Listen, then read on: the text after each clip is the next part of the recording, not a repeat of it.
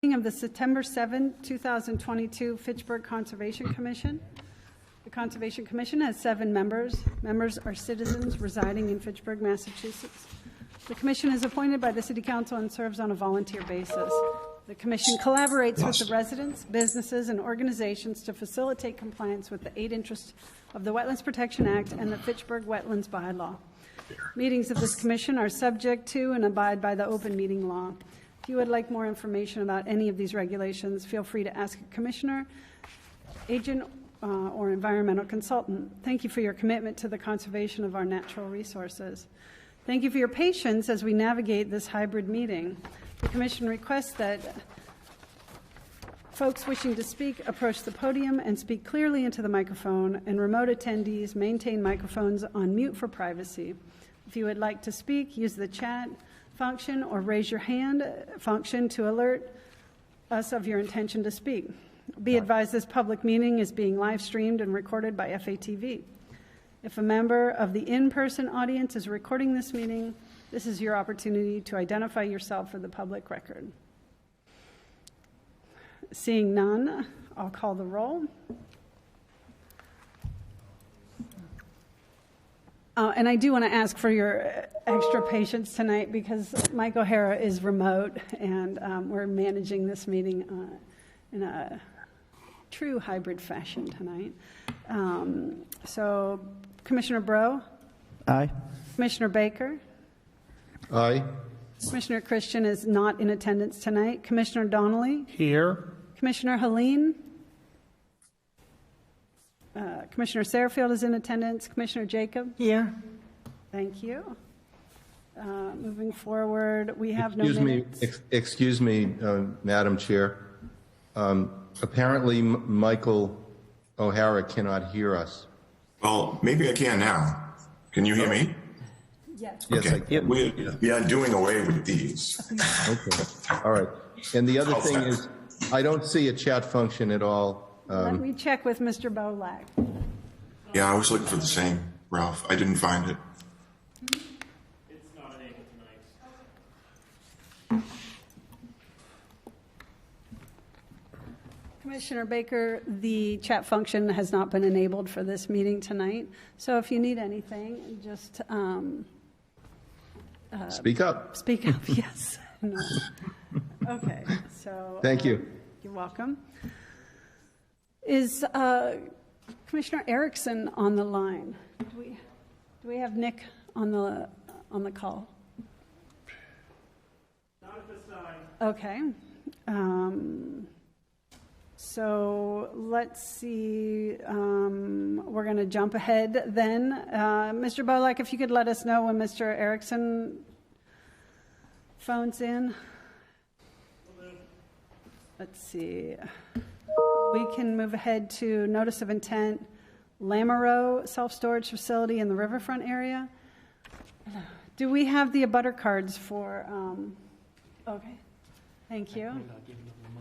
Okay. I believe they were sent, but we should have Rob and Justin at McCarty and Pat McCarty. Do you see those names, Dan?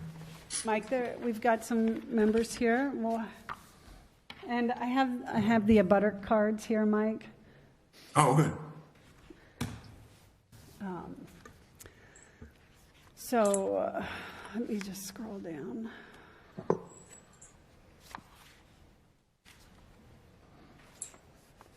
Under Massachusetts General Law, Chapter 13, Section 40, the Fitchburg Conservation Commission will open the hearing for notice of intent, Lamoureux, self-storage facility in the riverfront area, 299 Lunenburg Street.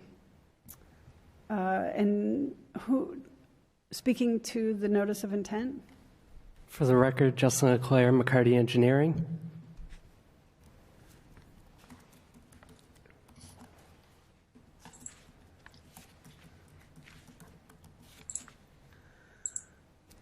Okay.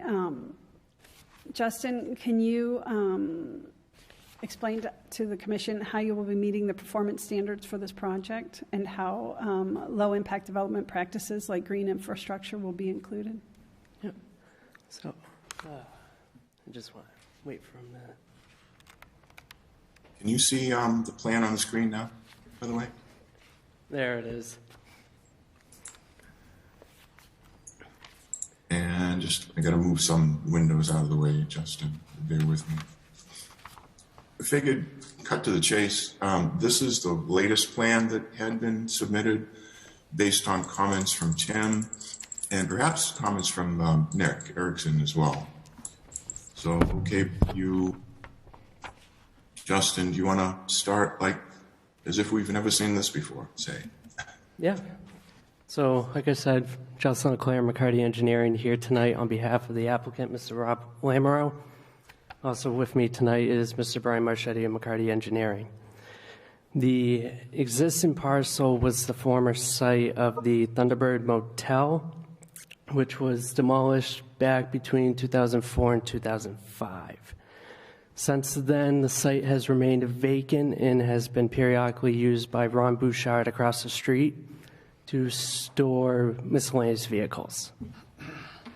The applicant is looking to propose 2 self-storage facilities, one being approximately 23,000 square feet in size, which will be climate controlled, and an additional building that is approximately 3,600 square feet.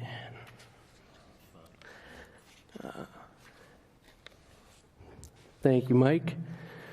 So the larger facility located in the middle is the 23,000 square foot building, and off to the right is the 3,600 square foot facility. Along with this, we're proposing 8 parking spaces along the front of the site and a drive aisle that will circulate the site, allowing access throughout.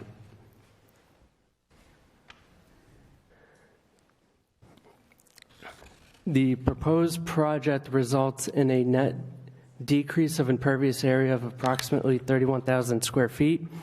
19,000 of that is located within the riverfront area. The way we're mitigating the stormwater runoff for this project is through a series of catch basins, water quality units, and drain manholes.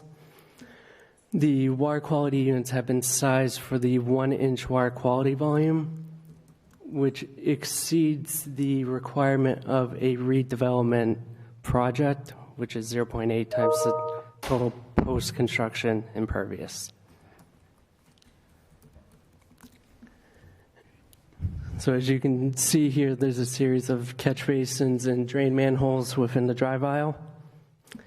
That all gets directed, Mike, if you can scroll up a little bit, off to the left-hand side of the page to an existing 24-inch drain that ultimately discharges to the Falula Brook.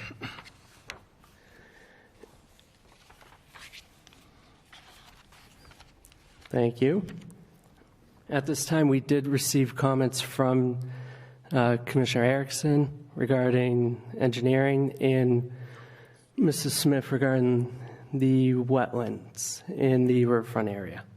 At this time, I can go through the comments if the commission prefers, or if you have questions for me in general, I'm happy to answer them. Go ahead and go through the comments, Justin. So this is from the engineering division. The email is dated September 6th. The first comment just relates to the curb cuts located at Lunenburg Street. So that's acknowledged. We just have to submit with the Mass DOT because we're changing the use of the curb cuts. The second comment refers to the 24-inch diameter drain line. He just wants us to review with MassDOT to make sure they're okay with it. We acknowledge that comment. The third comment refers to the 20-foot sewer easement that's located on site. Originally, we had the proposed dumpster pads located within the easement. Ms. Erickson just asked us that we move those off the sewer easement. Comment 4 addresses that our drainage design is adequate, as well as comment 5. At the time, Ms. Erickson agrees that we are a redevelopment project and we are meeting and or exceeding the regulations that the city of Fitchburg has. Comment 6 is just stating the O&M plan and the long-term pollution prevention plan to be recorded in the Registry of Deeds. And comment 7 just states a water sewer connection plan must be submitted during the time of construction, which we agree with and acknowledge. As for Mrs. Smith's comments, in the letter dated September 2nd, the first comment is just Mrs. Smith stating that the former site is of the Thunderbird Motor Lodge, which we agree with. The second comment states that the site's within the 200-foot riverfront area associated with the Fuller Brook and contains floodplain, which we do acknowledge. Third comment is the applicant should show what areas of the site are designated for snow storage. If you refer back to sheet 3 of the plan set, we do have a note that states proposed snow storage area. It is mainly located behind the proposed curbing and within the proposed fence.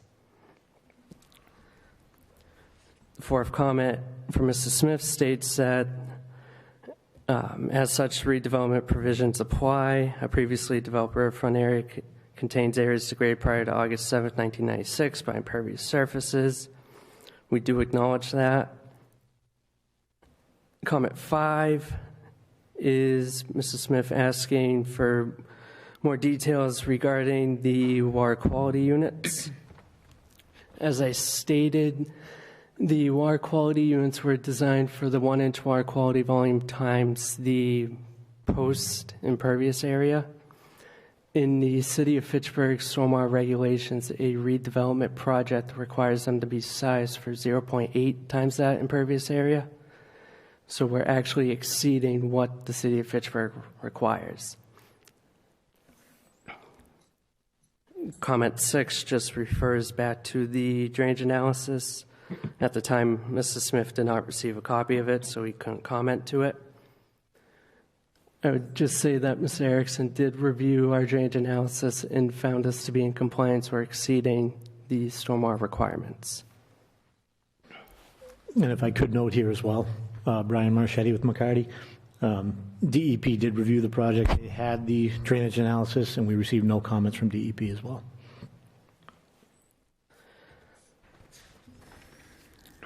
So comment 7 is regarding the reduction of impervious area. So the NOI proposes a 19,973 square foot reduction in the impervious area on site. When making this calculation, did the applicant use the site's existing impervious area or the maximum historical impervious area? The regulations specifically state that redevelopment must improve existing conditions. There is no reference to maximum historical impervious area in the regulations or act. The impervious area calculation should be based on existing conditions. Under the regulations, the applicant cannot increase the amount of impervious area. So, excuse me. In response to that, I did note that per section 10.58, I just want to read to the underlined part. A previously developed riverfront area contains areas degraded prior to August 7th, 1996 by impervious surfaces from existing structures or pavement, absence of topsoil, junkyards, or abandoned dumping grounds. The Thunderbird was built back in the 1960s, was in existence prior to the creation of this act, and was still in existence up until 2004, 2005, where it was eventually demolished. So we believe that it is accurate for us to use the site at that time when the building was still on it and the associated pavement area. I would also like to note that even though the building is no longer there, you can still see remnants of the majority of the pavement between it broken up, degraded. So even though the building is no longer there, the majority of the impervious area is still there. Hey, Madam Chair, I'd just like to address that. This is Tim Smith speaking. Justin, I don't disagree with you. Much of the site is covered up in broken up pavement, and I suspect you would be still there would be a net reduction in impervious area, even if you just looked at the existing conditions. I just take issue with your interpretation of the regulations, but I think it's probably a moot point, and I don't know if you could answer that. If you did look at the existing conditions, would it differ greatly from the historical impervious area? So I did take a look at this afternoon based on the limit of pavement that you can see as of today's Google Earth image. The impervious area gets reduced from about 19,000 square feet within the riverfront to we're reducing it by 10,000 square feet. So you're still in compliance with the regulations. correct. So it really is a moot issue then. So if I can continue with comment 8. Mrs. Smith is just asking for clarification regarding how close we are compared to the original condition. So there's actually a section of pavement. Mike, I don't know if you can go back to the site plan real quick.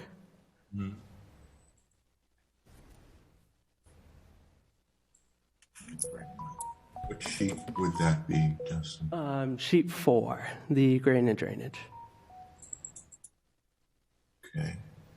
And if you don't mind zooming in to the back where the brook is. Perfect, thank you. So the existing pavement right now actually goes over the back property line, which is right where Mike's cursor is right now. So at that point, the pavement is located approximately 17 feet away from the brook. Obviously, that pavement is off our property, so we wouldn't be able to remove it.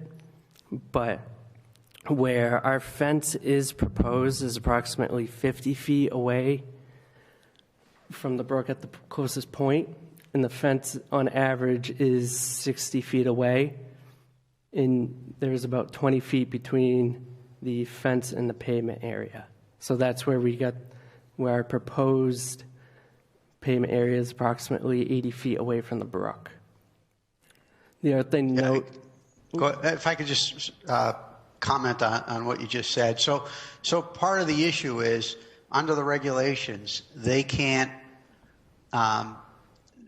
develop the site closer to the brook than the existing degraded area. And the way they address that is saying, well, our impervious area is going to be over 80 feet from the brook. And the previously degraded area is, I think, what did you say, 25 feet from the brook? So clearly they comply with that. But there's also, the fence goes well beyond, they're installing a fence well beyond the impervious area. Well, so it's really the fence line. And as stated, the fence line is 50 feet. So it's still, again, even I pointed this out, but they're still in compliance. Whether it's 80 feet or 50 feet, it's still within the degraded area. They're not encroaching any further on the riverfront area. So they are in compliance. Thank you, Mr. Smith. Comment number 9 relates to the restoration of the site. In our response, we're just stating that we are proposing to remove all the existing impervious and pavement area that's located on the site and replace that with a conservation wildlife seed mix. The proposed grading scheme was designed to take all the proposed stormwater runoff and mitigate it through our catch basins, our water quality units, as well as our drain manholes, and discharge to the 24-inch pipe. We're not proposing to alter the grading where there's any existing pervious. So we're trying to maintain the site as close to existing conditions as we can and just remove the existing pervious. In our site walk with the commission back in August, we had originally proposed a standard conservation seed mix. We had discussion on site, and To meet in the middle with the commission, we are proposing a New England Conservation Wildlife mix, as noted on sheet 5, the landscape plan. We're proposing to apply it at the application rate of 25 pounds per acre or 1750 square feet per pound. This is the standard of the New England Plant Company. This proposed seed mix is a no-maintenance seeding, and it does provide grasses and plantings that would be able to sustain some habitat adjacent to the brook. So again, if I can just jump in. So one of the things that the regulations are trying to drive is that if you utilize if you redevelop a previously developed site, that you also provide some mitigation in the form of riverfront restoration. In their first go around, they said they were going to loam and seed, and that's really not sufficient for what the regulations require. So the regulations stipulate, quote, restoration shall include removal of all debris, but retaining any trees or other natural vegetation. 2, grading to topography, which reduces runoff and increases infiltration. 3, coverage by topsoil at a depth consistent with the natural conditions of the site. 4, seeding and planting with an erosion control seed mixture, followed by plantings of herbaceous and woody species appropriate to the site. So the regulations are asking for more than just we're going to loam and seed. The applicant has now provided a lot more detail on how they're going about doing the restoration of the riverfront area. I do have a question, though. I'm concerned about invasive species taking over in the riverfront restoration area. What will you do to prevent that from occurring?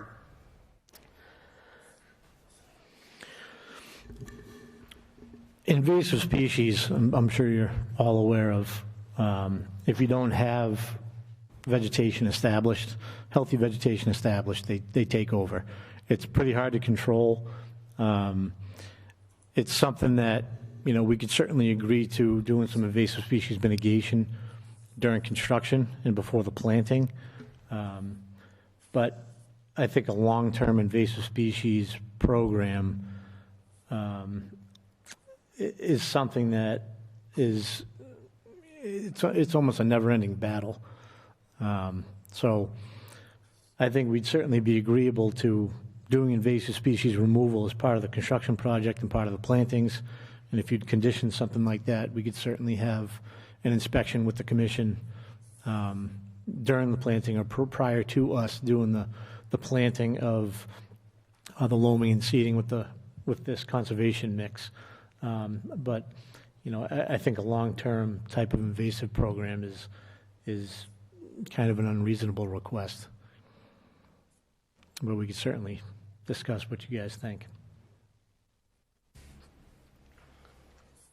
No, I think we could condition the order conditions to at least address so if we require that the restoration area be monitored for invasive species during that 2-year period where we're trying to achieve 75% vegetation, that because I agree with the applicant that once vegetation is established, it may not totally prohibit invasives from coming in, but it's going to help. Yeah, I think we'd certainly be agreeable to a condition like that. We've done it on several properties, several sites. Same thing during the 2 growing seasons that you kind of watch the vegetation grow and become established. We've done foliar applications. They've done root applications, so that's something that we can certainly do. So to address the final comment, it's referring to the floodplain storage. As I had stated, the majority of the site is located within the floodplain. So the existing flood storage volume that was calculated on site was approximately 74,403 cubic feet. The based on our grading of the site, we're now providing 75,874. So we're actually increasing the floodplain storage on site by about 1,400 cubic feet. And that volume was calculated on a, foot-by-foot elevation basis. And the calculations are shown on the grading and drainage plan. So those are the comments from both engineering and Mrs. Smith. If the commission has any additional questions, I'm more than happy to answer them.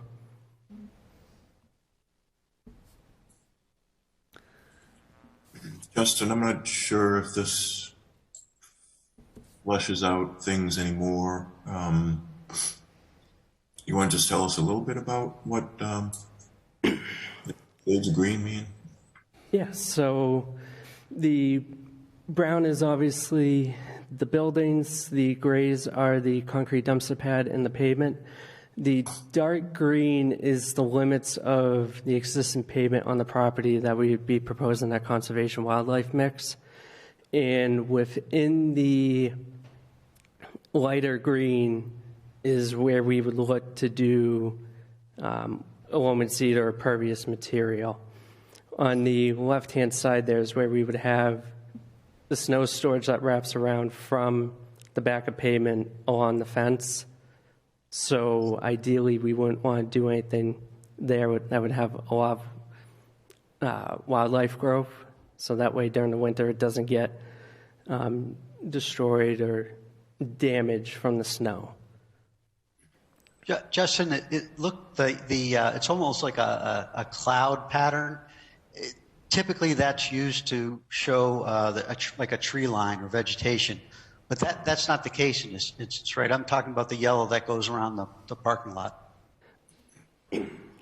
Excuse me. So yeah, the cloud that's if you look where the lighter green is on the backside of the pavement, up where the dumpster pads are, that cloud is our representation of the proposed snow storage.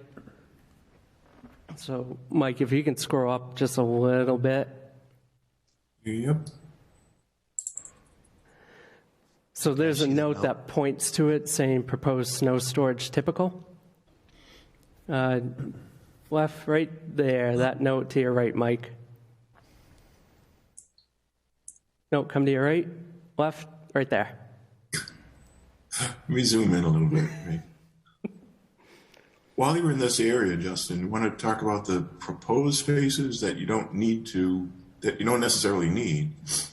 You're going to request a waiver of from the planning board to allow for not many spaces. Therefore, it doesn't need to be impervious. Yes, so per the zoning requirements of the project, we're required approximately 27 spaces. We're proposing 8 within the front of the building, but realistically for a self-storage facility, you're not going to have the vehicle capacity for the need of 27 spaces. So we just want to show the planning board that we are able to fit the required number of spaces per zoning, but realistically we want to ask for a waiver for those additional 24 spaces that we show on the plan. So it's considered a reserved parking area. So we're showing that we can provide the spaces that's required by zoning, but we don't need to build them out. So in essence, this is a pavement reduction, low impact development technique. It's something we do on projects all the time where, zoning requires us to build them out, but if we can show that we can provide them in the future if we ever need them, we have the space to build them. So we can still comply with the zoning if need be, but we really don't need them. And the applicant has done his studies with self-storage facilities, which proves the amount of parking that's really needed versus what has to be built out per zoning, and it shows that we can easily eliminate those 20-something parking spaces.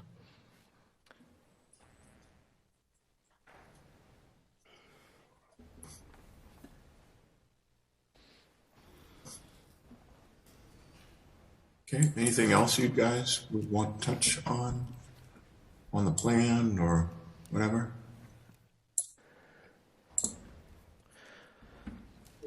I guess just to kind of overall summarize the stormwater, it is a redevelopment. As I said, DEP reviewed the plan.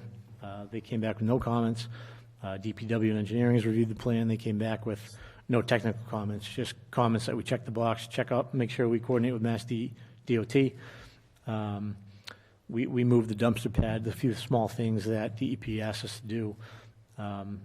So stormwater-wise, in compliance with the regulations, we exceed Fitchburg's stormwater regulations as a redevelopment. We meet Fitchburg's water quality regulation for a new development, even though we're a redevelopment, by treating the 1-inch water quality volume.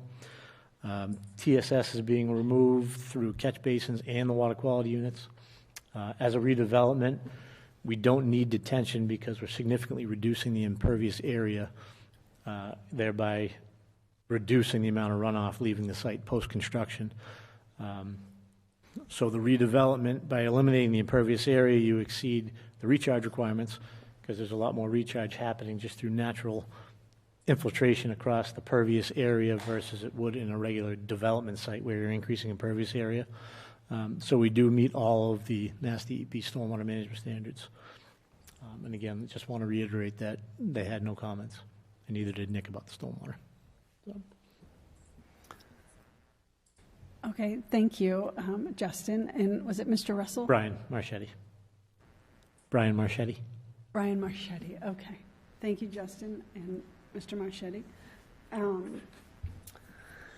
Let's open the floor for public comment.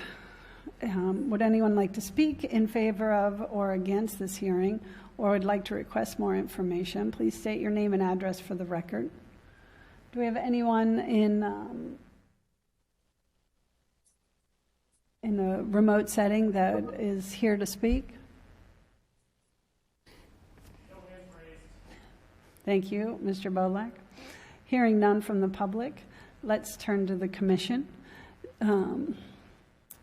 I wasn't able to attend the site walk, so I'm going to abstain from voting on it, although I do have a comment about the invasive species.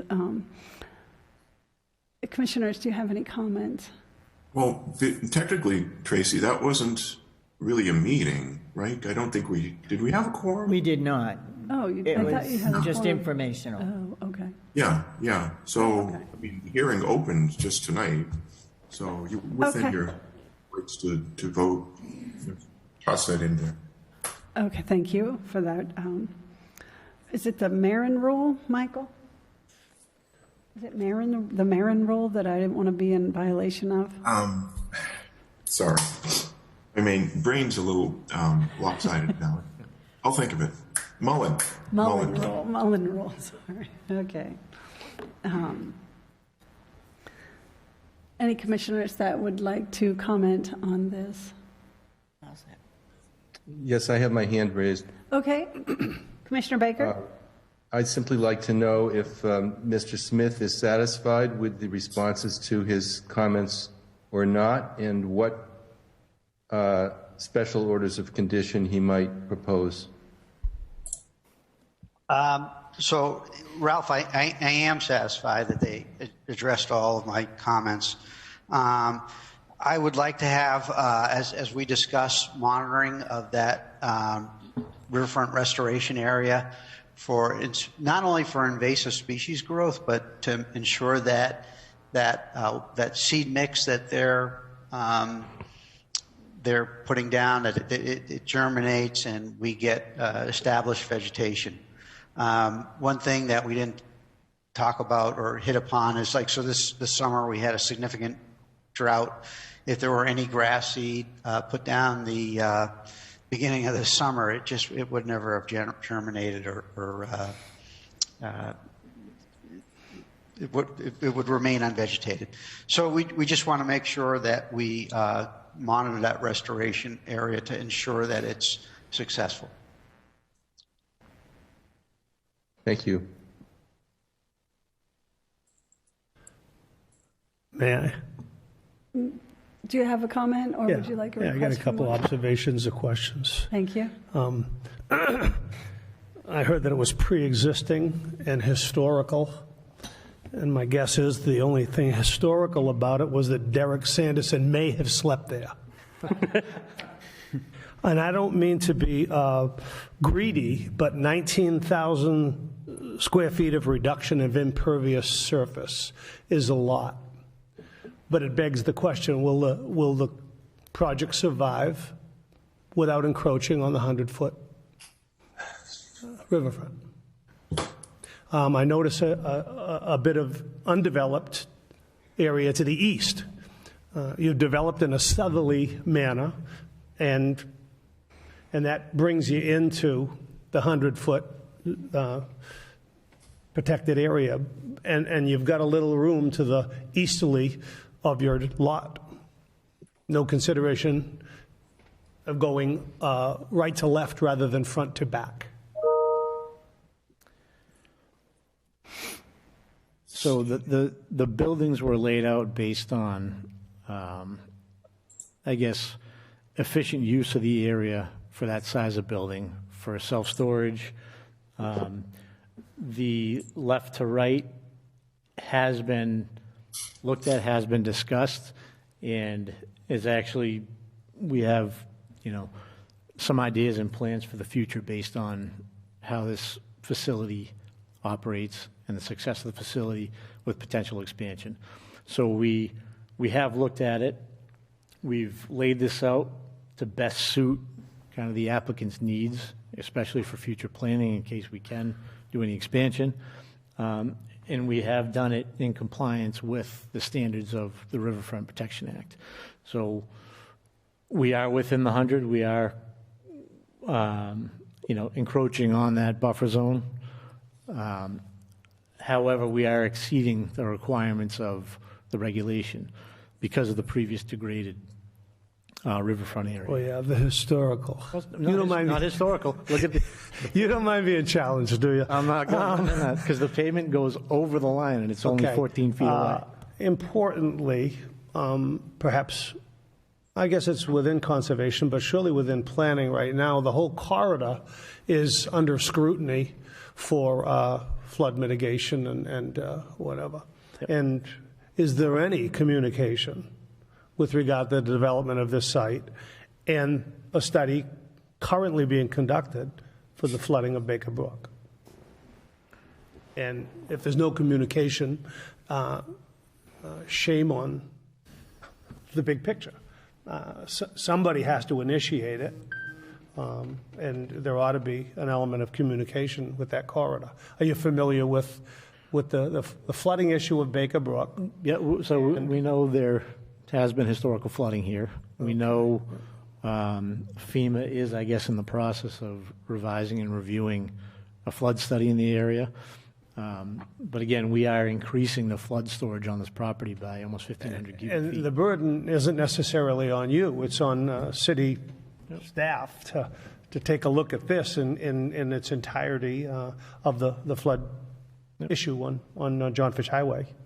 And then as a lastly, baseline, though, I mean, the project, I said as a baseline, though, the project is increasing the flood storage on the property. So if they do, by chance, look into or communicate or talk to us about it, we can show that this project is resulting in 1,500 cubic feet or more volume. And then lastly, a minor thing, but nevertheless a thing. The fencing, eliminating wildlife traffic on the westerly and southerly. Is it necessary for security reasons to have fencing on the back and the right? Yes. Yes. And it's a requirement by fire department and police. Say it again? It is a requirement for fire department and police for self-storage. So it has to be a secure, fenced-in facility. Get out. Nope. Plus, Thank you. I would rather it be fenced in than people go pull their garbage out of their facility and then go throw it in the river, so. You know that the solar fencing is 6 inches off the ground to allow for mammalia traffic. So what? Thank you. Tracy, Nick has his hand up. Yeah, I guess we can let the record show that at the beginning of this hearing being opened, Commissioner Helene entered the meeting, as did Commissioner Erickson. It was approximately 6:15. Mr. Erickson, do you have any comments? Thank you, Tracy. I heard Commissioner Donnelly mention city officials, so I feel compelled to address two of his points that he raised. The first being the location of the building in the middle of the site as opposed to the eastern portion of the site. So the building's been sited on the existing footprint of the old Thunderbird Lodge, which is kind of a high point on the site. So I think they're actually taking advantage of the topography that exists out there by placing the building there versus moving it further east. And in doing so, they're preserving more of the flood storage that's existing on site. And then the second point I just wanted to address was the overall thought being given to the flooding within this corridor. Certainly that's something that, DPW itself is working to address. And I think that this project provides a huge improvement over existing conditions in two ways. One being that it's reducing the peak flows from the site to Baker Brook, which is going to help with flooding downstream. And the second being that it improves the flood storage capacity on the site, which will also further help the flooding downstream. So overall, I think this is a step in the right direction. And just based on my review and observations, it seems like consideration has been given to, at least helping to address that issue that we're working to improve. Thank you, Commissioner Erickson. I just had one comment. It seems like we need to be a little bit more concerned about mitigating the invasive species, Mr. Marchetti. And the seed mix, using this summer as an example, and this summer was a drought. We don't know if next summer is going to have a drought or not. I mean, this is New England. We don't, this summer was not a normal occurrence either. But putting down that seed mix is going to help you to keep invasive species from coming in, certainly. What if that seed mix doesn't germinate? And now what are we going to do? Because even in my backyard, where I put down the seed mix, I still have Oriental bittersweet coming up. That's all that survived this drought. And it even, that took a hit. I mean, but still, with on that scale of my 30 by 30 spot in the backyard, this is a much bigger scale.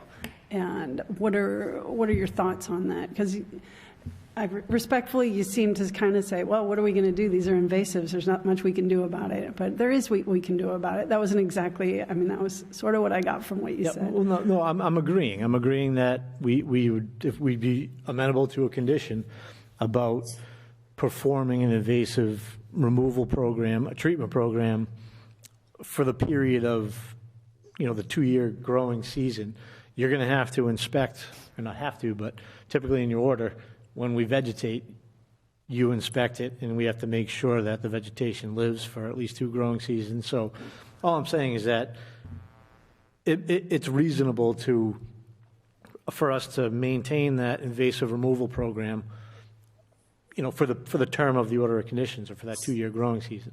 To put that in perpetuity, I think, in my opinion, is what's unreasonable. And I'm speaking from experience. We have several clients, several projects that we get involved in all the time, year after year, in projects that occur on the banks of streams in previously developed areas where it's virtually impossible to control invasives.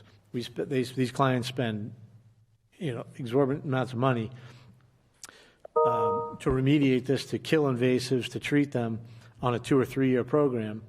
And the year we stop, it looks like we never started. And it's kind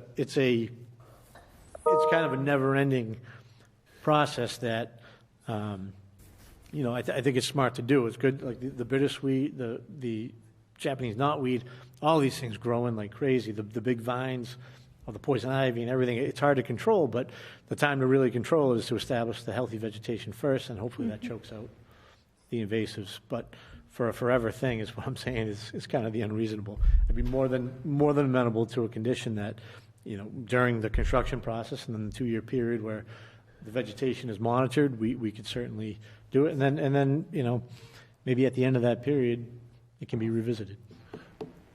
Okay, I had another question. Are you requesting a waiver for the non-disturb zone? I didn't see it, but I just wanted to check. I wasn't aware of it, but where we are within the limits of the previously disturbed, I would request a waiver to work in that.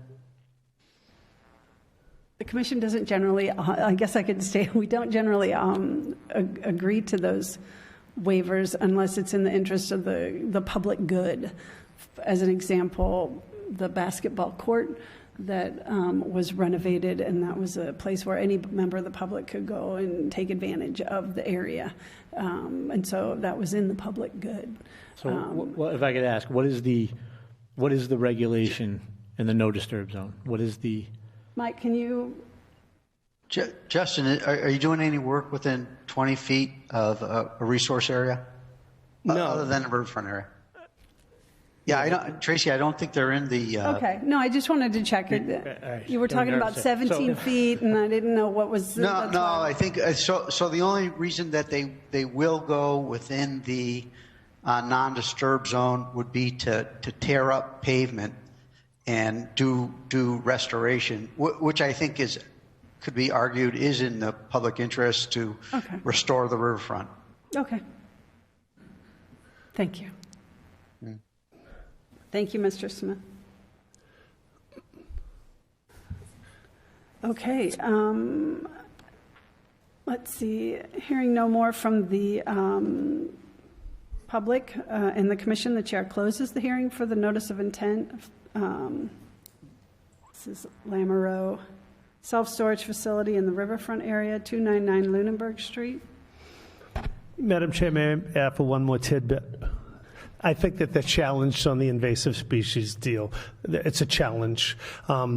I think everybody here knows the knotweed would travel along Baker Brook on its own. That would be never-ending. And the other way knotweed is introduced by disturbed soil and bringing in fill. And ironically, the fill that fills that lot came from city property, Airport Road, when Ron Bouchard owned it. And so if any knotweed was introduced by disturbed soils and soils being burned, look in the mirror. Thank you. Thank you, Commissioner Donnelly. And one of the few people who has successfully beaten back Japanese knotweed, as I recall. Baby. They can hire me. I think the easiest way to get rid of all that knotweed is to hope that it becomes really popular to eat. Okay. Beat the knotweed, still got to face the staghorn sumac. Too. Yeah. It's all there. We all know that. Okay. Can we have a motion to? Can I have a motion and a second? Motion to accept the plan as submitted. Hold on a second. Condition. Commissioner Helene, did you have a comment? No. Okay. Go ahead, Commissioner Donnelly. Motion stands. Can you With repeat the your order motion, of- please? Repeat it, please. With any and all conditions presented by Tim Smith's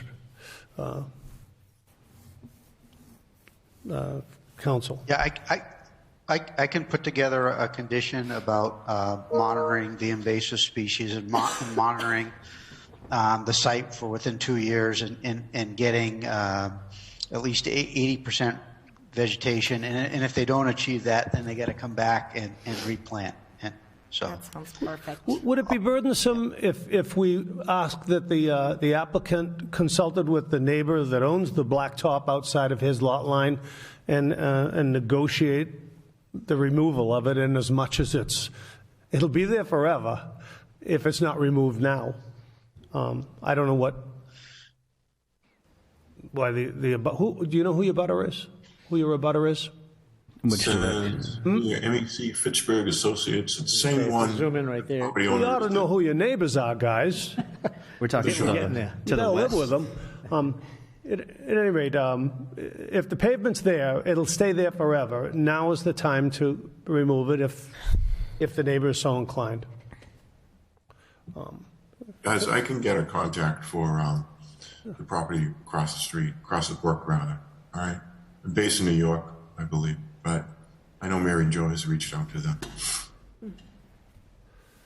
Oh, there is a DEP file number on this, by the way, if that wasn't mentioned. I don't really think that's a burden that falls on these guys, though. I mean, Just be a good neighbor, nothing more. yeah, it would be nice if you could extend it to them, hey, if you want to chip in for your portion and get rid of it. And then we'd have to discuss that with them as well.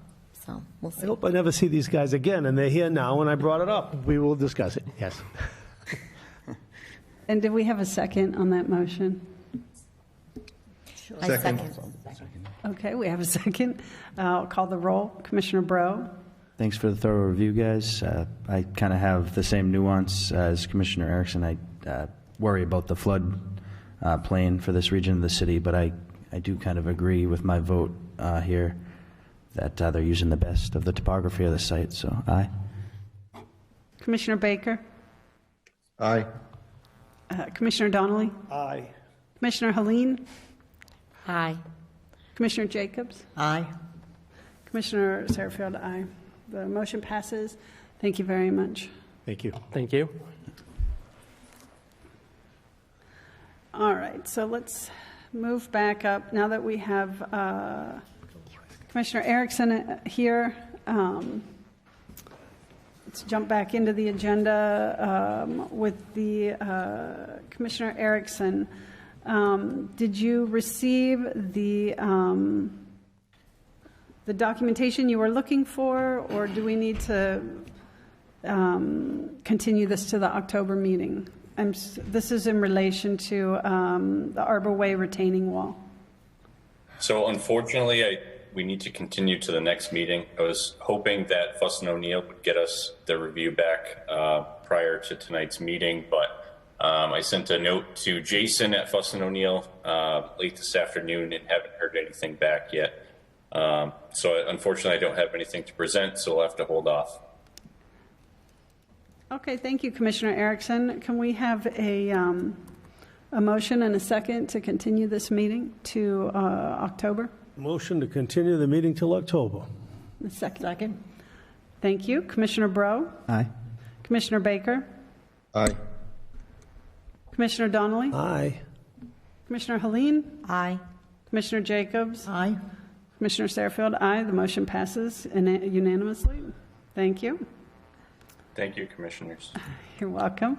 Let's see. Under Massachusetts General Law, Chapter 13, Section 40, the Fitchburg Conservation Commission will open the hearing for request for determination of applicability. Fitchburg DPW wastewater, CSO separation/rehab, various streets, Main, Chestnut, School, Park, Arlington, Caldwell. Speaking to this is Commissioner Erickson. Thank you. So this project is the next combined sewer separation project that the city plans to undertake as part of its consent decree with the United States EPA. And here tonight from Weston and Sampson, we have Pat Conton and Matt Houghton. And at this point, I will turn it over to them to present this project to you. And so you guys know, I'm trying to get to that point where you can see that on your screen.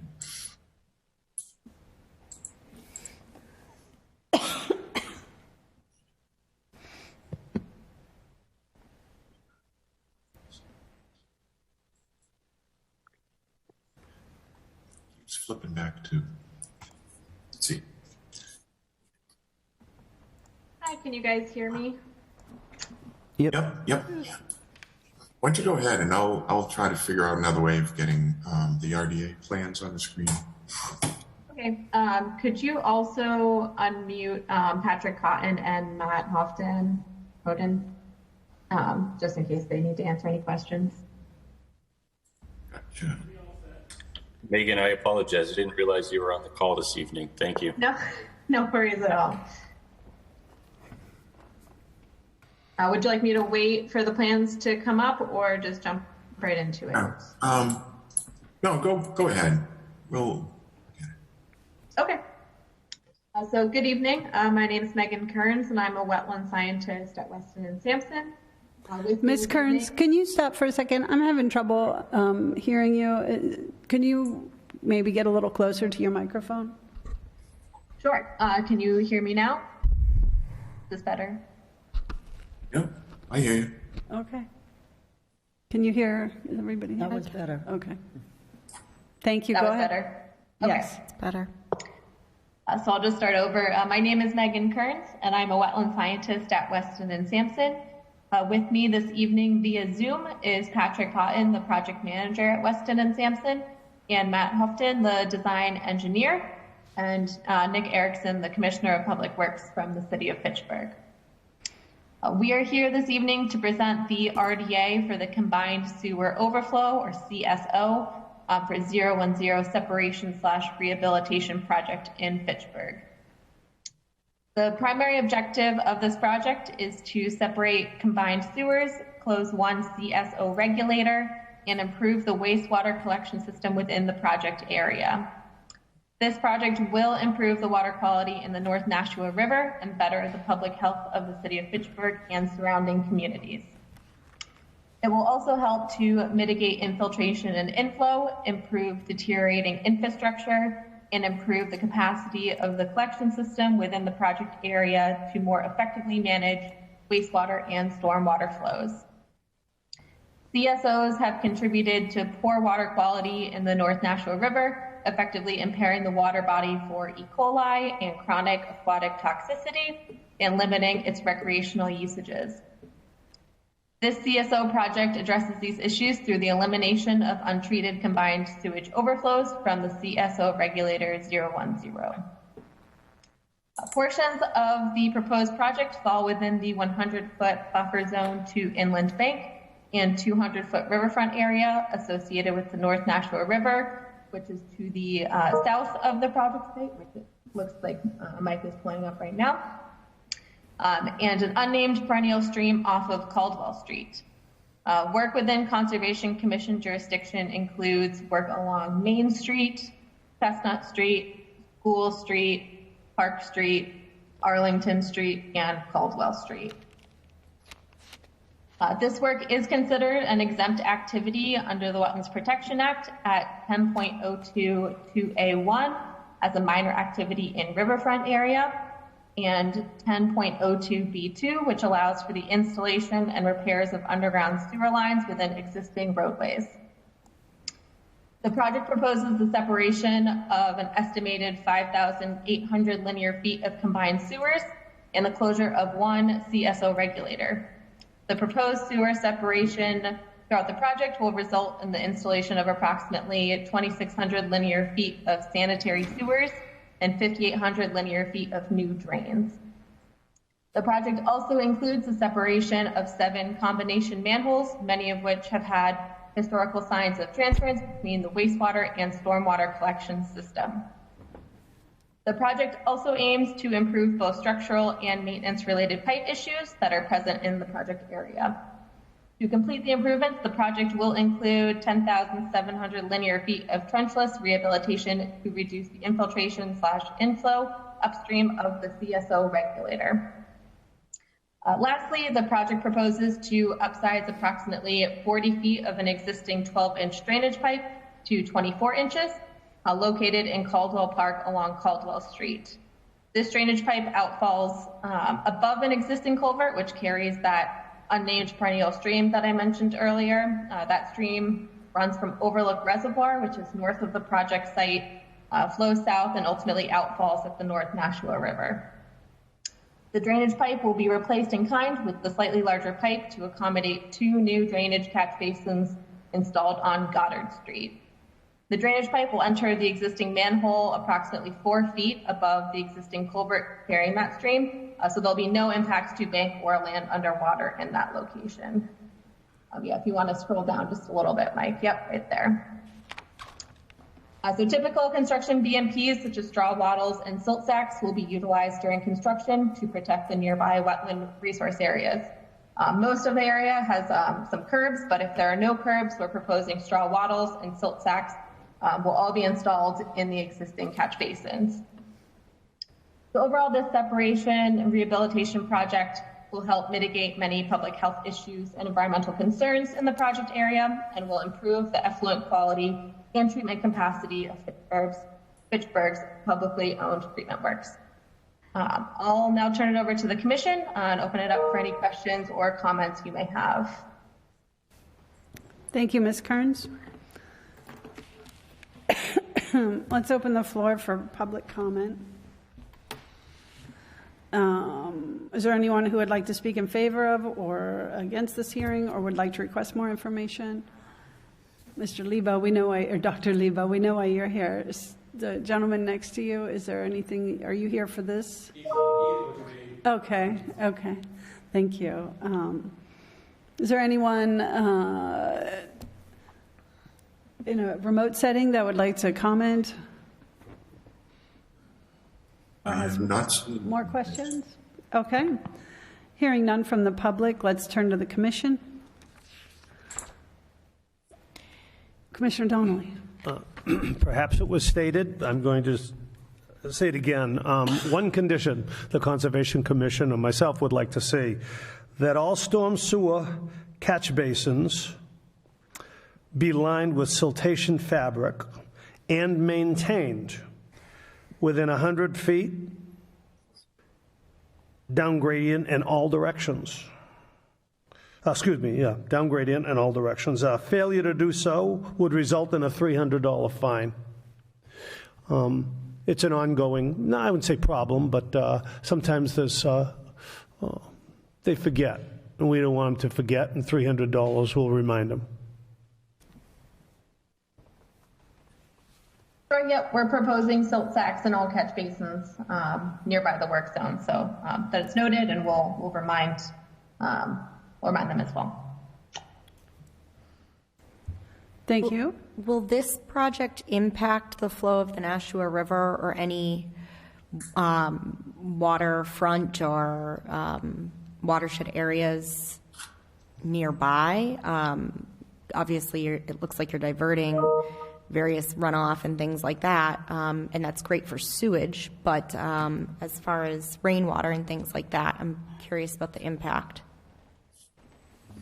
Sure. I don't know, Matt, were you able to get unmuted? Yes, I'm here. So all the existing areas, the streets that are currently being collected through runoff, that is currently discharged through an existing outfall that's connected to the combined system. So we will not be changing any of the flow. We'll just be separating the two systems from each other. Okay. Yeah, I'd like to comment that the Nashua River Watershed Association, on whose board I serve, just putting on my other hat, has been contributing to the monitoring of the North Nashua River for many years, and the downtown area does show up on the report cards that are publicly available as one of the problem areas. So I'm all for this CSO project and program in general. I think it will go a long ways to helping improve the condition, the water quality in the river, and be a general benefit to everyone. Thank you, Commissioner Baker. Any other comments? Commissioner Erickson, when is this work planned to start? This is planned to start next construction season, so 2023. We're in the design phase right now. The plan is to get it permitted between now and this winter, and then go out to bid with it late winter of this year or early 2023, award the contract and begin construction in May or so of next year. And one other thing I'd like to add real quickly is that the city has also received an action grant through the Municipal Vulnerability Preparedness Grant Program, which is funded by the Executive Office of Energy and Environmental Affairs, to also include the designs of green infrastructure into this project. So that's currently ongoing and being incorporated into the designs that you see here. So it's a little bit separate from what Pat and Matt are doing as far as the design here goes related to the separation specifically. But that's another thing that we're working on in tandem and plan to bid out as part of the same design package come next spring. Thank you. Well, that's great news. Yeah. That's great news. Are there any further comments?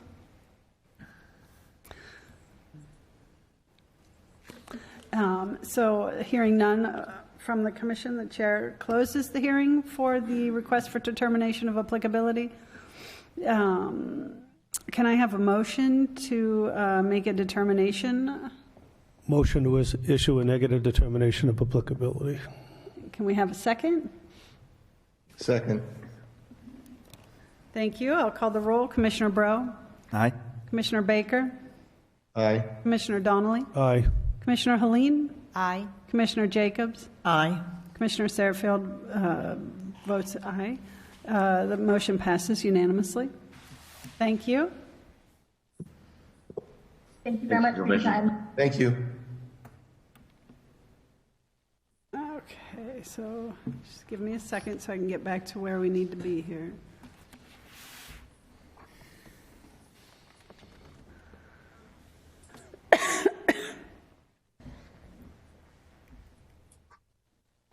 Okay. Okay, so Mr. Grasowitz, you're up. Just 1 second while you're getting ready. Dr. Lebo, I'm wondering, I don't see you on the agenda. Yeah. It's under certificates of compliance. Oh, okay. Yeah, 555 Westminster. Oh, okay, thank you. Not that it isn't a pleasure to see you. Go ahead. Okay. Under Massachusetts General Law, Chapter 13, Section 40, the Fitchburg Conservation Commission will open the hearing for notice of intent, Barclay Enterprises, 4 new single-family dwellings, lots 1, 2, 3, 8, Sheldon Road. Let's see, this was continued because the paperwork wasn't filed in accordance with the deadlines. Has everybody involved had a chance to review the paperwork? I guess. Commissioner Erickson, Mr. Smith.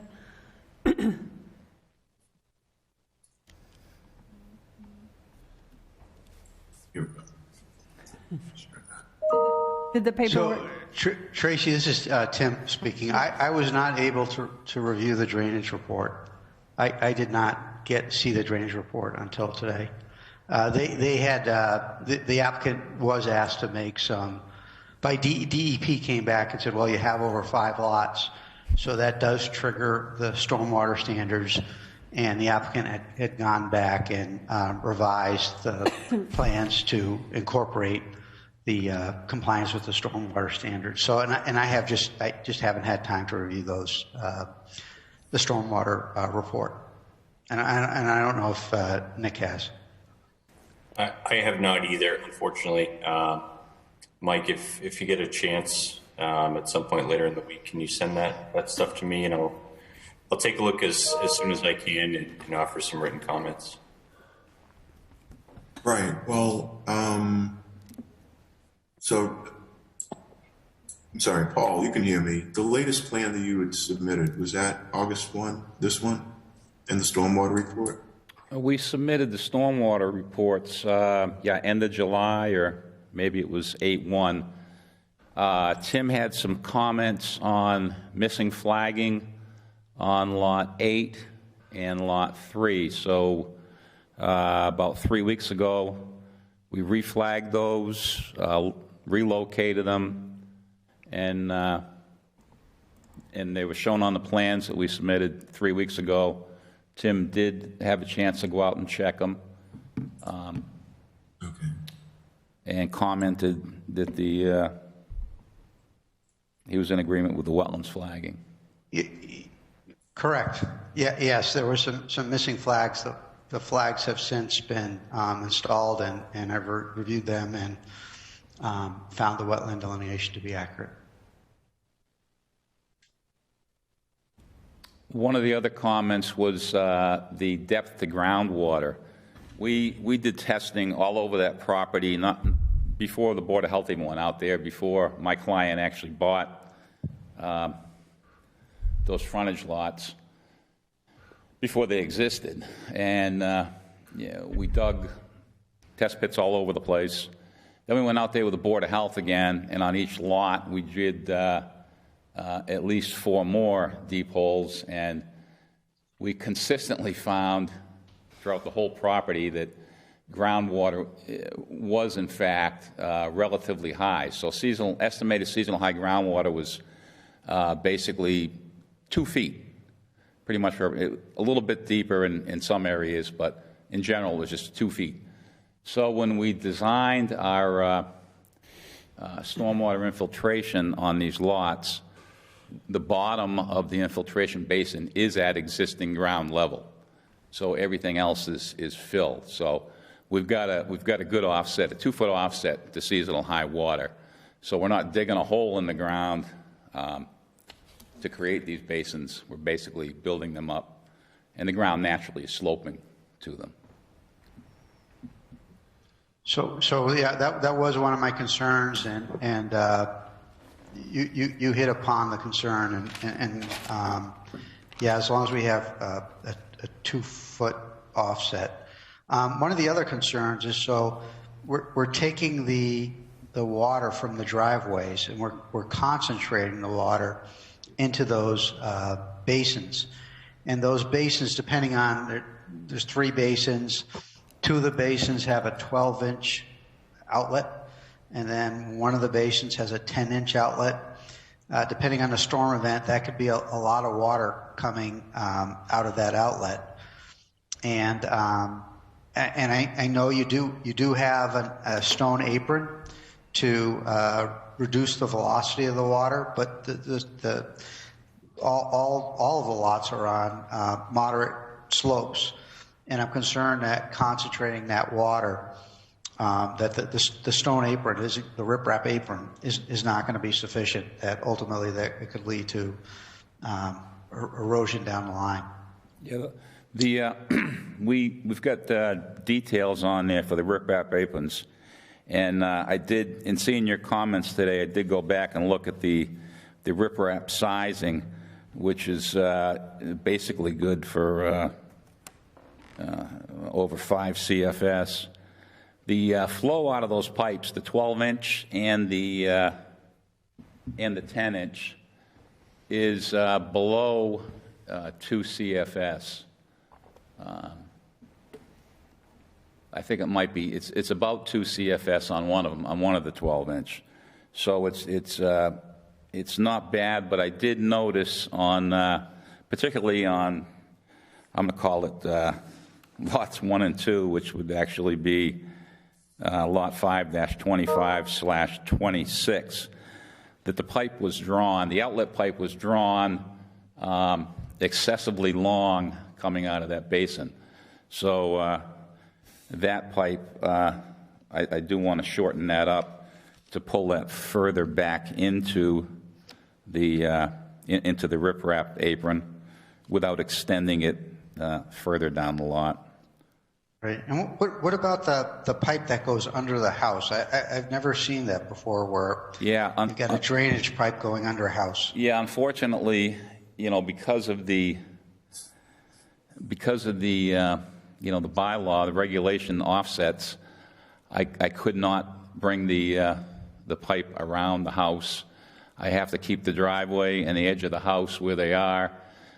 It's HDPE, good for H20 loads. It's 4 foot below it's actually where the garage is. It's going under the garage.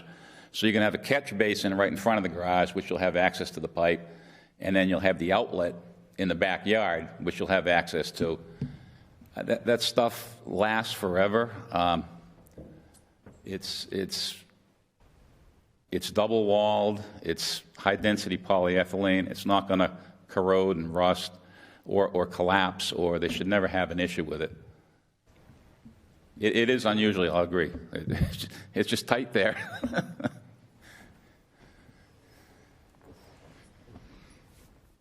Yeah, so I guess I would defer to a civil engineer, Nick, on that one.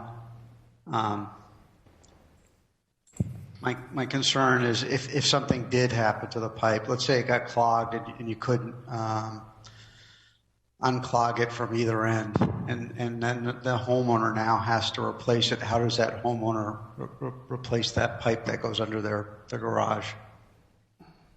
Tim, I agree with you. I mean, just going from experience, we deal with houses that were built on top of stone culverts throughout the city, and those become a maintenance nightmare. Obviously, this is an HDPE pipe, and it's a little bit more sturdy than a granite culvert built by farmers 150 years ago, but at the same time, it still presents a potential issue. So, Mr. Grazowitz, I don't know if there's anything you can do to reroute it around the building, but it's just not a good practice to route a pipe like this under a foundation. Well, I can put several manholes in and go around the house the other way.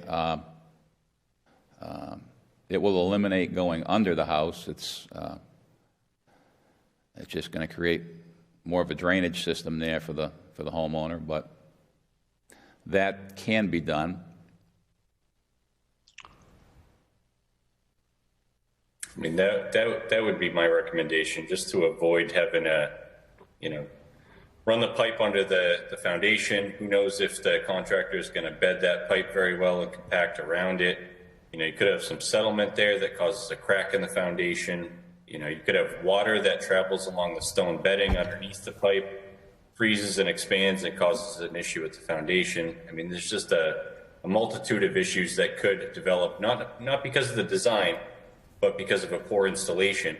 And typically with residential foundation installers and site contractors and whatnot, I don't see really high quality work typically.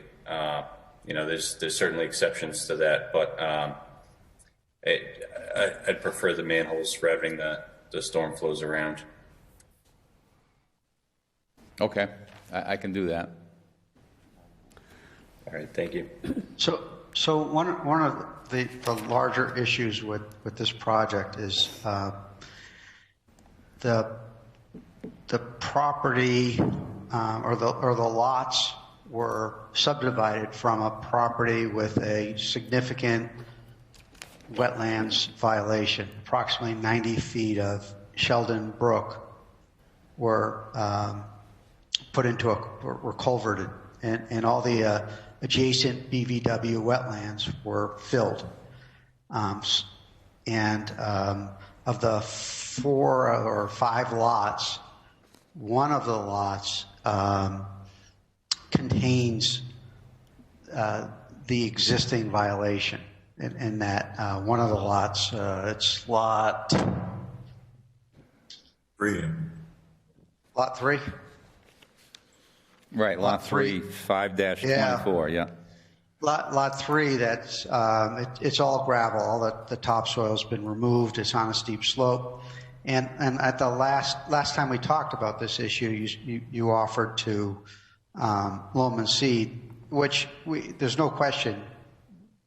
The solution is to revegetate that lot. So I think at the time, last time we talked, I had asked for more detail than just loam and seed. How are you going to restore it? How much loam and what type of seed? And you actually gave more detail. You said that I think it was 4 inches of loam, and that you would use hard fescue, and that you actually even gave a spreading rate for the seed mix. We have the same issue as on the previous project that we talked about, where we need to so that you throw down grass seed, depending on the conditions, it may not even germinate. So there needs to be follow up to make sure it germinates and becomes established. The other issue is that we've known this violation for at least a year. It's existed for far longer than a year. And in the interim, we've had sandy gravel washing off that site into into wetlands down below. And that work was done within the buffer zone of the adjacent BVW. So we've got sediment in the wetland resulting from that site. And while your client may not be responsible for the violation, your client, in a sense, bought the violation when they purchased that land. A violation of the Wetlands Protection Act does not go away when the property is transferred, when the ownership is transferred. So we still have a violation, and it needs to be remedied. I totally agree that we need to prevent further sediment from getting into the wetlands, but we still have a situation where we have sediment in a wetlands that's washed down because because the site has been unstabilized for so long.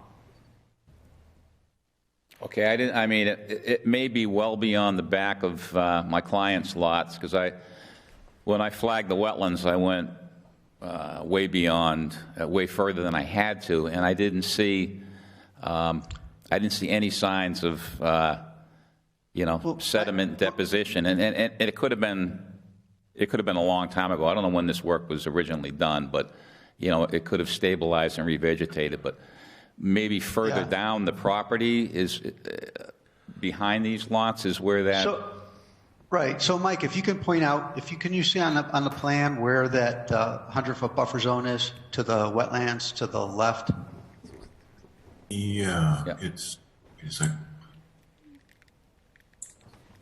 Okay, here's the wetland. Here's the what? 20, 25 no disturb. Where's the other dotted line here?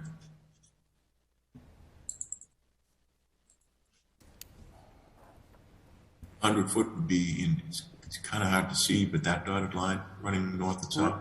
Right. So the 100-foot buffer zone is most of that lot. Let's say 3/4 of that lot is within the 100-foot buffer zone, and almost 100% of that lot is gravel right now. It's been stripped of topsoil, and it was done so in there was no order conditions to strip the topsoil off of that lot. So there was a lot of work that occurred in violation of the Wetlands Protection Act, and the violation still exists today. Right, and we plan to, and I on this I clearly showed the limits both east and west, and we're going south all the way to the southern property line to to restore it. I can't go beyond our property line. The property line is actually probably not too much further than the bottom of that page. I can't go any further than that to do any. I probably could, but it wouldn't be legal. Right. Beyond that, I believe the same guy owns it now that owned it before. And I know he's trying to sell it, but I don't know.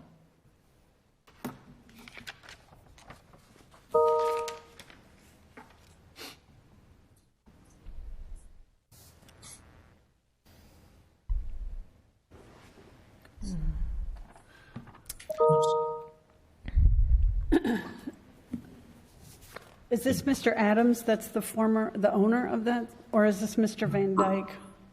Brewer Adams. No, Adams owns the Adams owns it. remaining 30 whatever acres out there.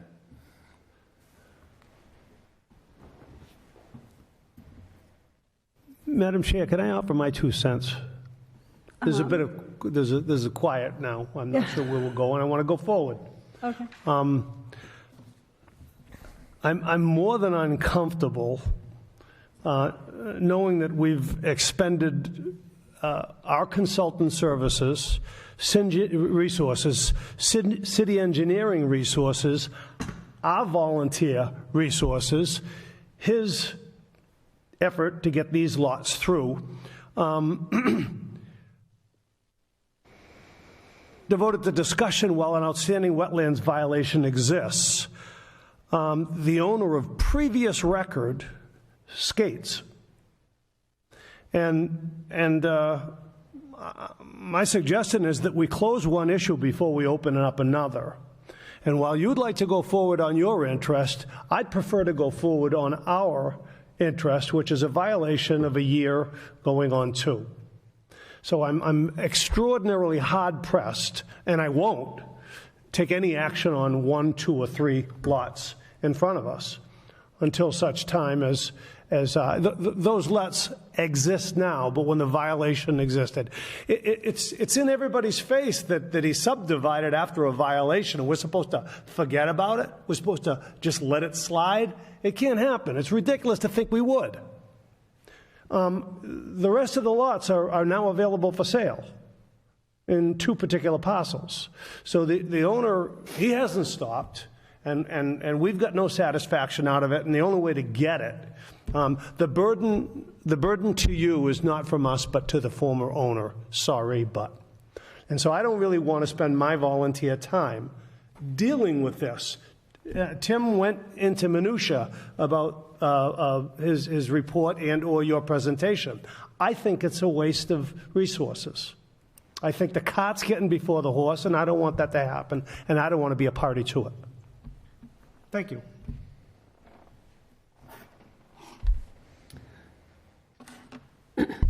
Thank you, Commissioner Donnelly. Thank you, Mr. Grasowitz. Okay, I don't know what to say. I guess if you're going to deny all 4 notice of intent applications based on what Adams did illegally, I don't know what we're going to do. If you don't want to waste any more time looking at these, you can deny it. We can go to court and do whatever we have to do. Because I'm certainly tired of working on these lots, and I can't even get a hold of the guy, the previous owner, even to get him notification of a hearing. So, I don't know. I guess you need to decide what you want to do. I don't know what else I can do. I can revise that drainage pipe. Well, what's the point?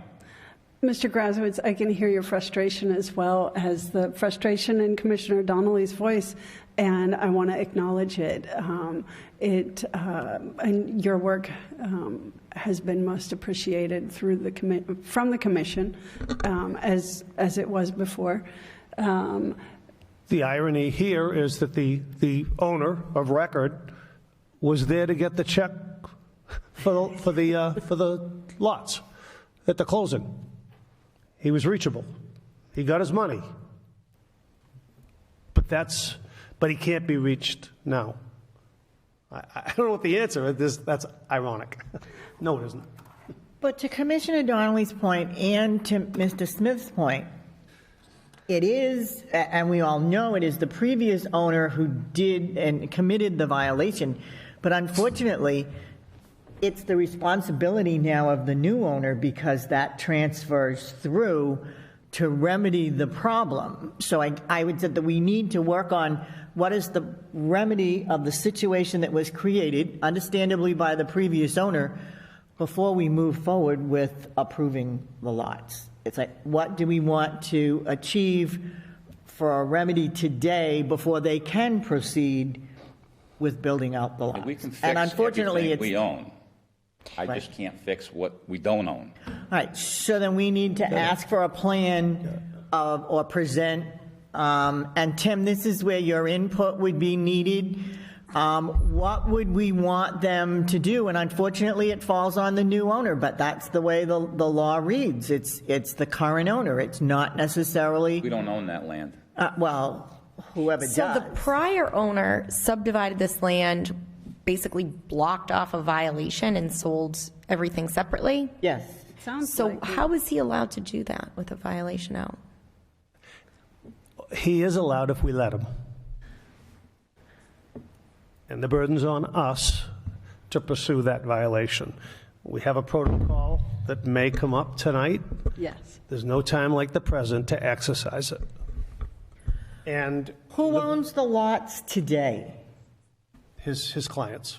Yeah, there's 2 clients, Barclay and Sepulveda. Excuse me. The builders. They own frontage lots, yeah. Right. And they own the lot with the violation, and then they own other lots? Well, or who holds? Our lot 3, the one he he plowed took all the loam out of there, regraded it all in the buffer zone, and we're going to fix that. But beyond that lot is where he was, apparently there's a perennial stream down there that he culverted and built a pond. I haven't even, honest to God, I haven't been to the back of I know you guys have been back there several times. I've never even gone to the back of that property. But there was some serious violations down there, I believe. But I think we all understand that. That we need, to Commissioner Donnelly's point, we need to address with the previous owner, well, not previous owner, he's still the owner. So we need to track him down, and that needs to be remedied. But particularly with Lot 3, what would we want them to do to remedy Lot 3, the person that owns it today, to remedy that to our satisfaction before we could move forward with the building? So there's really two steps here. Two answers. So the first answer is we want to stabilize that site, right? We want to prevent any further erosion of those exposed soils. And Mr. Gratzowitz has proposed to put 4 inches of loam and to seed it. And I think there still needs to be some more detail, but I think we could work through that detail. The other issue, though, that's more difficult to get at is that site has, through the last year or perhaps 2 years, has eroded, and sediment has very likely gone into one of the bordering vegetated wetlands, either downslope or to the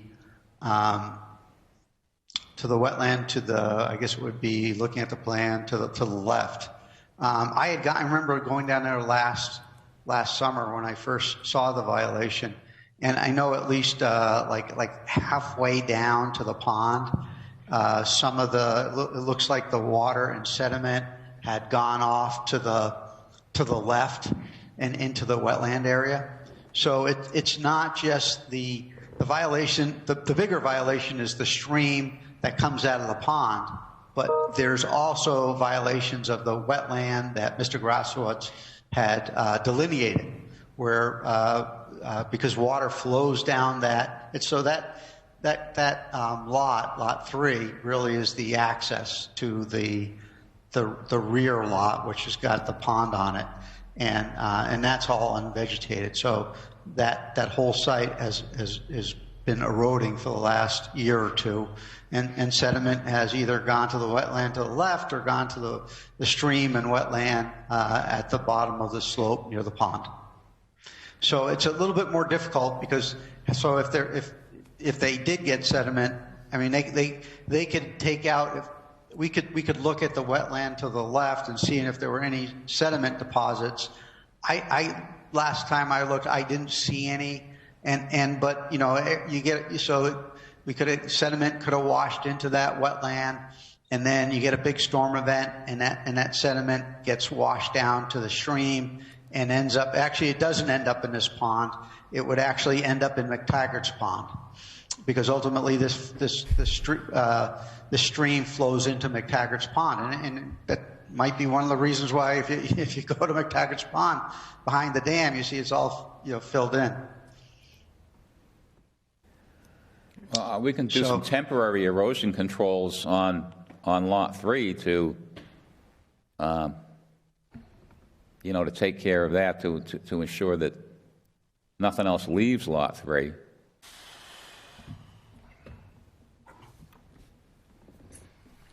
Yeah, I would recommend at a minimum that be done. We put up some temporary erosion sedimentation controls, and we require stabilization of all the soils on the lot. And it could be done either by approving order conditions or issuing a violation notice to the new property owner.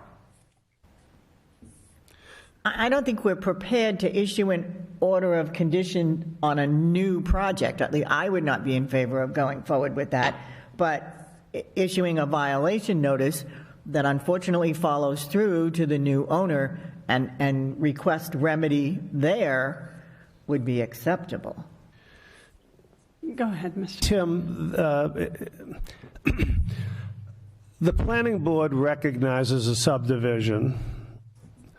If the Conservation Commission acts on lot 1, 3, 5, 7, whatever's in front of us right now, that will say that we recognize the subdivision, and I'm not willing to recognize the subdivision until we get satisfaction on the violation notice prior to the subdivision. I don't want to act on it because in a court of law, I suspect that we've admitted that there is a subdivision and that they may be not responsible or may not be part of the previous violation. I don't want to admit that. Michael, this fact, whether it's a subdivision or not, is kind of moot. It wasn't a subdivision. These are all A&R lots.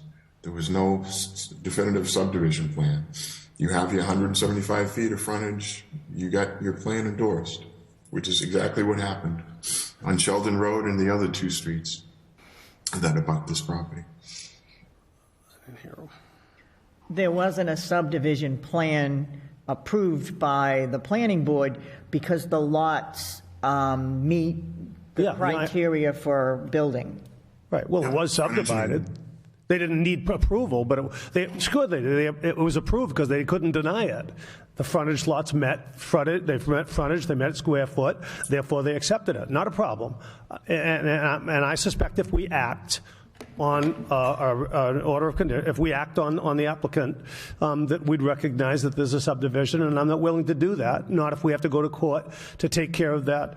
I'm looking at the repair to the wetlands violation. It could cost $50,000, never mind the damage it's done since to the wetlands since the violation. That's not even, you can't measure that in dollars and cents. So that's where I am. And the longer we discuss this and continue this, I think it's a waste of resources.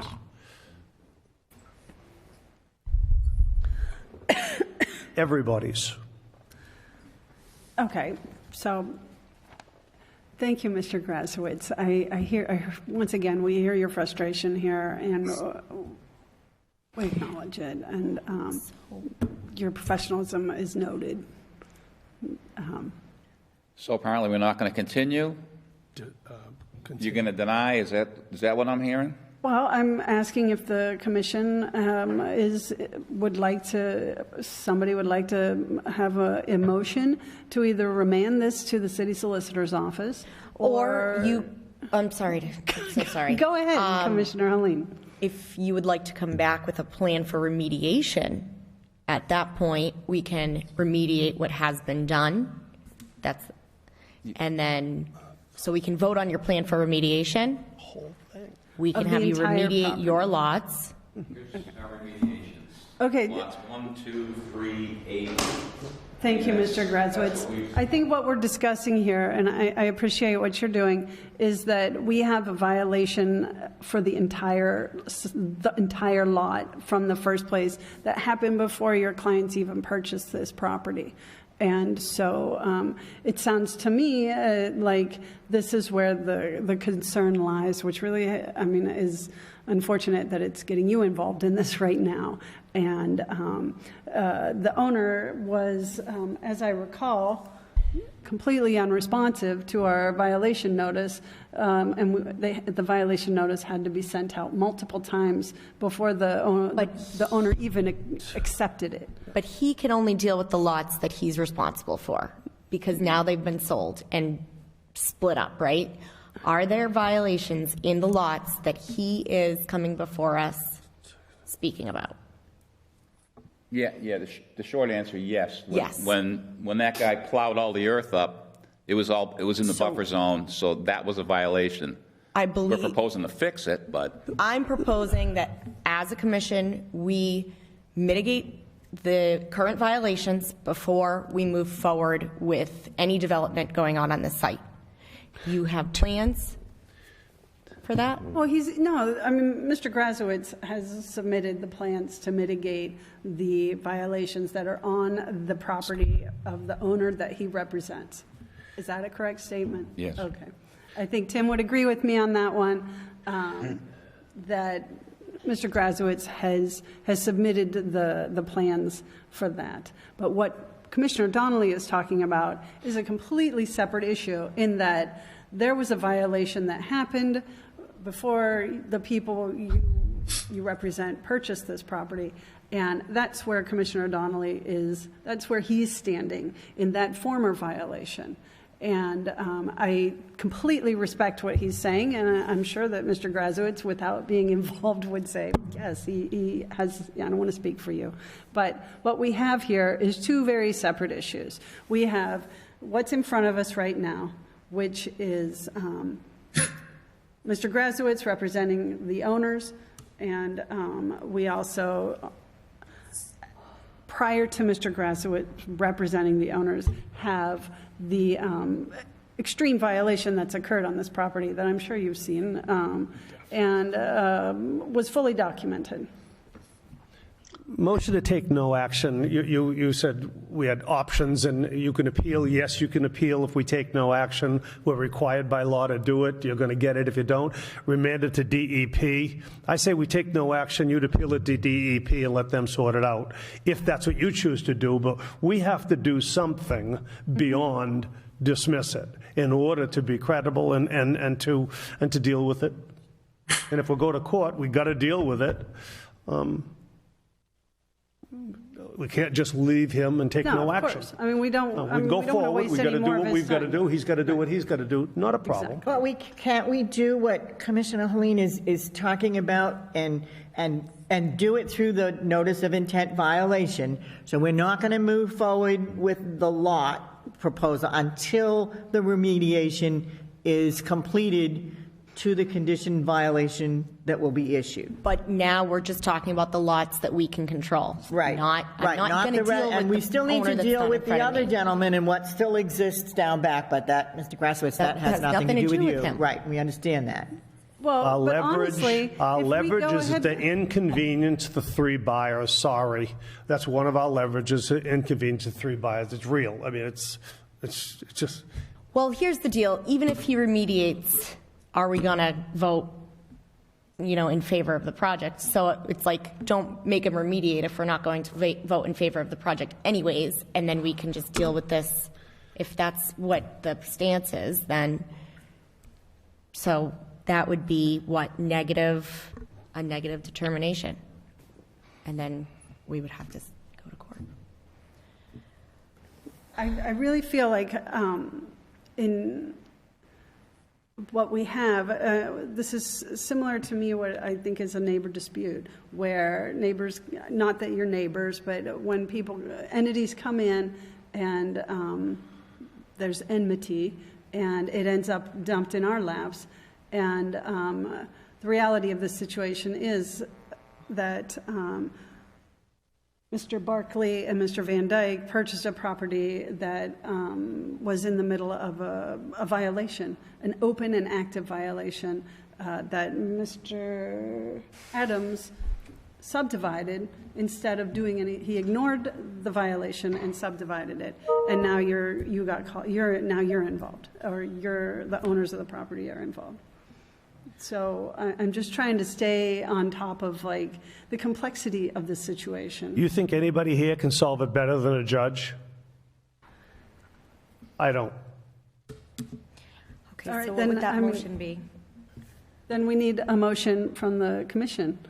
And Take no action. I made the motion. okay, do we have a second? I second. Before you take a vote on that, you realize no action is an approval by default, right? No. No, I don't. What's the nuance on that, Mike? Tim, help me out because I don't have the wetlands regs in front of me. They're at my office, which I can't get into. Yeah, Mike, I don't think it's like the subdivision or special permit constructive approval. I don't know that there's constructive approval, like with a subdivision or a special permit. I thought there had to be like a decision within 21 days of the close of the hearing. There does, but it doesn't go on to say that if not, it gets constructive approval. Okay. And I'm not 100% sure, Mike. I just know you're absolutely correct. If this was a special permit or subdivision approval, that it would get constructive approval because the board didn't act on it. But with Wetlands Protection Act, there is no such language. I've never seen a situation where a commission just doesn't act on a notice of intent. Can I make one comment? Mr. Grassman, would it be extremely inconvenient if we continued this notice of intent hearing one more month while we kind of, as a commission, work out, what do we really want to pursue and how we want to pursue it without, and still maybe allow the project to go forward? I mean, if we continue the meeting again, and I know, Mike, that frustrates you, but let's really clarify and create a long-term plan. Are we going to remedy, then ultimately approve, or are we just going to stonewall this whole project? I think internally we still have a lot to discuss on this. And again, I agree To with Joyce's it. point, I don't think we're stonewalling anything. I think that Mr. Adams is the yes. person who's stonewalling Right. anything, because Mr. Adams created this I know, but that this is violation. not Mr. Grassman. Well, it is. It but- is, because the people that Mr. Grasowitz represents got sucked into this violation when they purchased the property. And that was a known violation. It was documented. And once again, I'm sorry, but this was a completely and fully documented violation that on our part. Okay? So it's Mr. Adams that's created this mess, and not Mr. I don't mind Barkley. continuing it. In fact, I'm going to tell my client to have his lawyer track down Adams and make him buy all these lots back. No, I think. And, I had some questions about the accountability of Mr. Adams and whether or not he could be summoned before the next meeting. well, he's still trying to sell that land out there, so somebody knows how to get hold of him. To Commissioner Donnelly's point, Mr. Adams showed up to get the check, right? Yeah. When that What he did happened, was which is sneaky. He purposefully did this subdivision and then kept the major violation in one, and he shouldn't have been allowed to sell that land without the violation being, the buyers being informed of that violation before they signed the deal. I don't understand how that's legally The able to go exposure through. to it all now. Two points I would like to make. Are you receptive to Ms. Jacobs' request of a 30-day continuance? Sure. Okay, fine. And secondly, if we don't do anything, the burden's on the Conservation Commission to make Adams perform. It's not on him to perform. It's on us to make him. And if we don't do anything in 30 days, I might change my attitude. Therefore, the burden now is on the Conservation Commission to get performance out of Adams, or at least take the next step, court. Okay? But we'd ask for 30 days. I'd just like to add one more complication. So lot three is the access to the major violation. So if at some point in the future we get a party that's willing to restore the stream and take the culvert out, how are they going to get access to Sheldon Pond? There may be another, I suspect, because it's an A&R lot, that the planning board, when they approved the A&R lots, they made sure that there was access to that back lot. But the access to the Sheldon Pond may be over wetlands, whereas this access is, at this point, upland. So this is the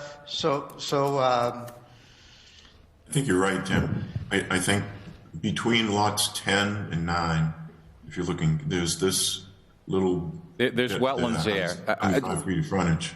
Yeah, Paul knows. It's a lousy setup. It's not the way we wanted to do it. My client, who I never worked for Adams, he just owned the land. But they had marching orders. You do this, this, this. And I said, well, how the hell are you going to get to the backland? And I thought they were going to leave the farmhouse with the backland, which might have made some sense. But they didn't do that. Or leave lot 3 with the backland. But The owner created a self-imposed hardship. yeah.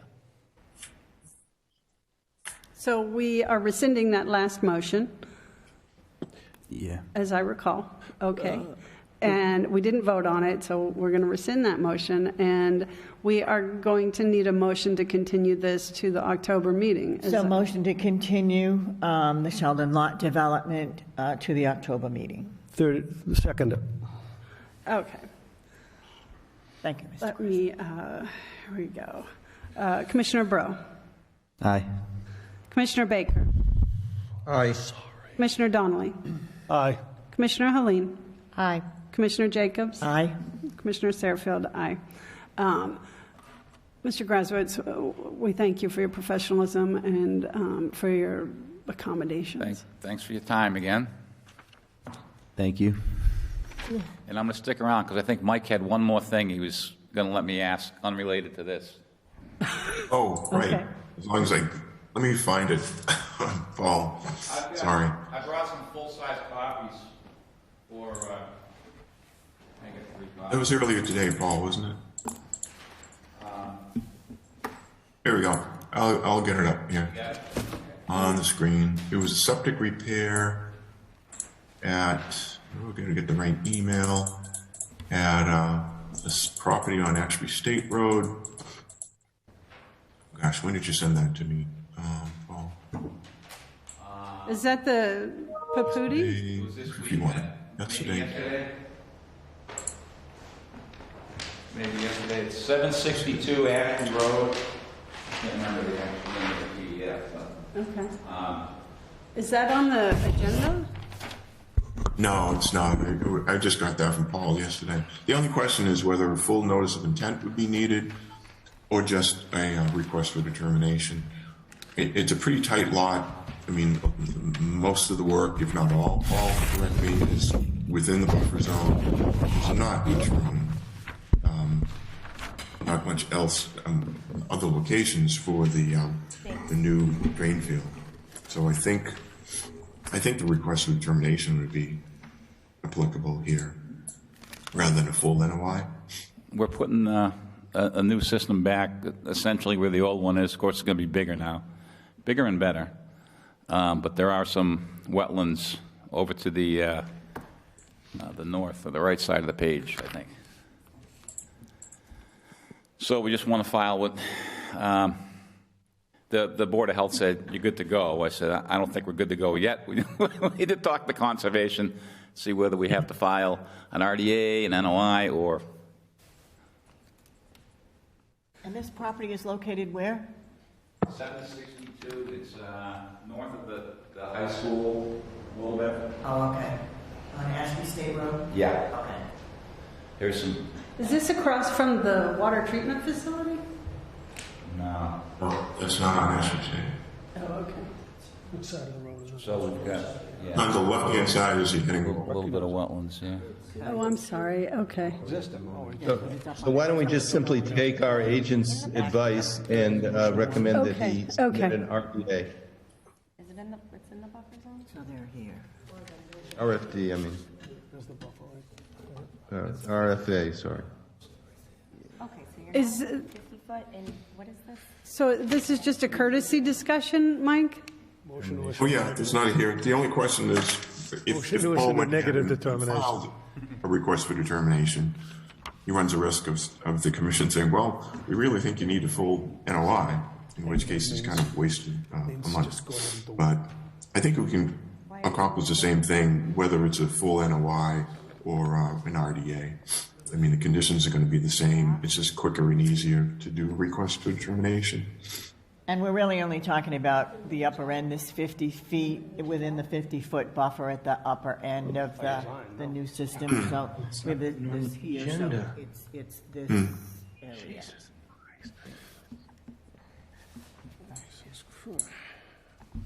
I just don't want to be in violation of any open meeting laws if this wasn't on the agenda.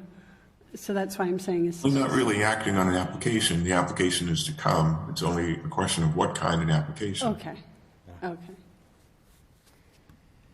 Do we have any comments on that? Did you say because it's not a meeting, we can't act on it? Correct. Okay, fine. Right, it's just what do they... If you got time, if you got a chance, swing by, take a look at it. It looks pretty. So you're... But what does he file, an RDA or a notice of intent? RDA. Yeah. Okay, thank you. Yeah. That answers Gone my through enough. question. Yeah. Okay. All right, thank you. Welcome. Good night, Mr. Grazowitz. Oh, Okay. And we'll get this stuff to Mike O'Hara? Yeah. Do you need these, you want me to get these to Mike? Yeah. No problem. Thanks. No problem. There's no rush.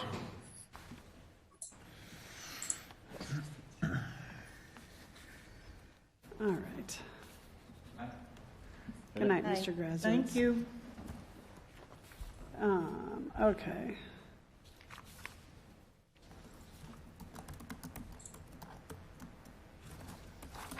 Tracy, as we discussed on a telephone call prior to this, the next one you see can't be advertised or can't be opened as a public hearing because the notice to abutters of this hearing didn't go out. But I don't know if you want to. I believe the engineer and the applicant are here. I saw their names. It's in response to a violation out on Battle Street. Yes, Mike, it sounded like the commission was more interested in discussing the violation notice than the notice of intent. Okay, can you see the screen now? Yep. Oh, that's Okay. yeah, I think it sounded like they were more interested in discussing the violation. Okay. Well, this is a plan that Alton had submitted in response to the violation. Let me zoom in a little bit here. So it's Ridemore heavy-duty truck parts, which fronts on Benson Street here. It has buildings here and an expanded parking lot over to the east and south. If you go down Battle Street, which is right at the town line, and just a little ways down on the left, it's pretty easy to see that there was a fair amount of fill brought in, and you see the resulting grades, and you see this intermittent stream, which eventually ends up in the Nashua. It takes a lot of street drainage from Route 12.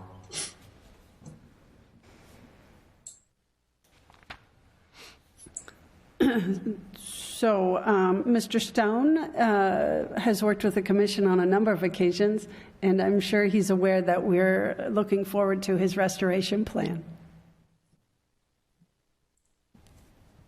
Oh, sorry. Here we go. Do we have to open a meeting? No, we can't open a meeting because they no, haven't it's not. notified Of the the butters. violation? Well, that's a different situation.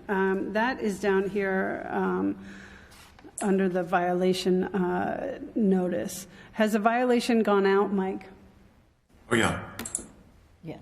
Okay. a couple of months ago. And I've been in touch pretty regularly with Alton. He's given me updates on the progress of it.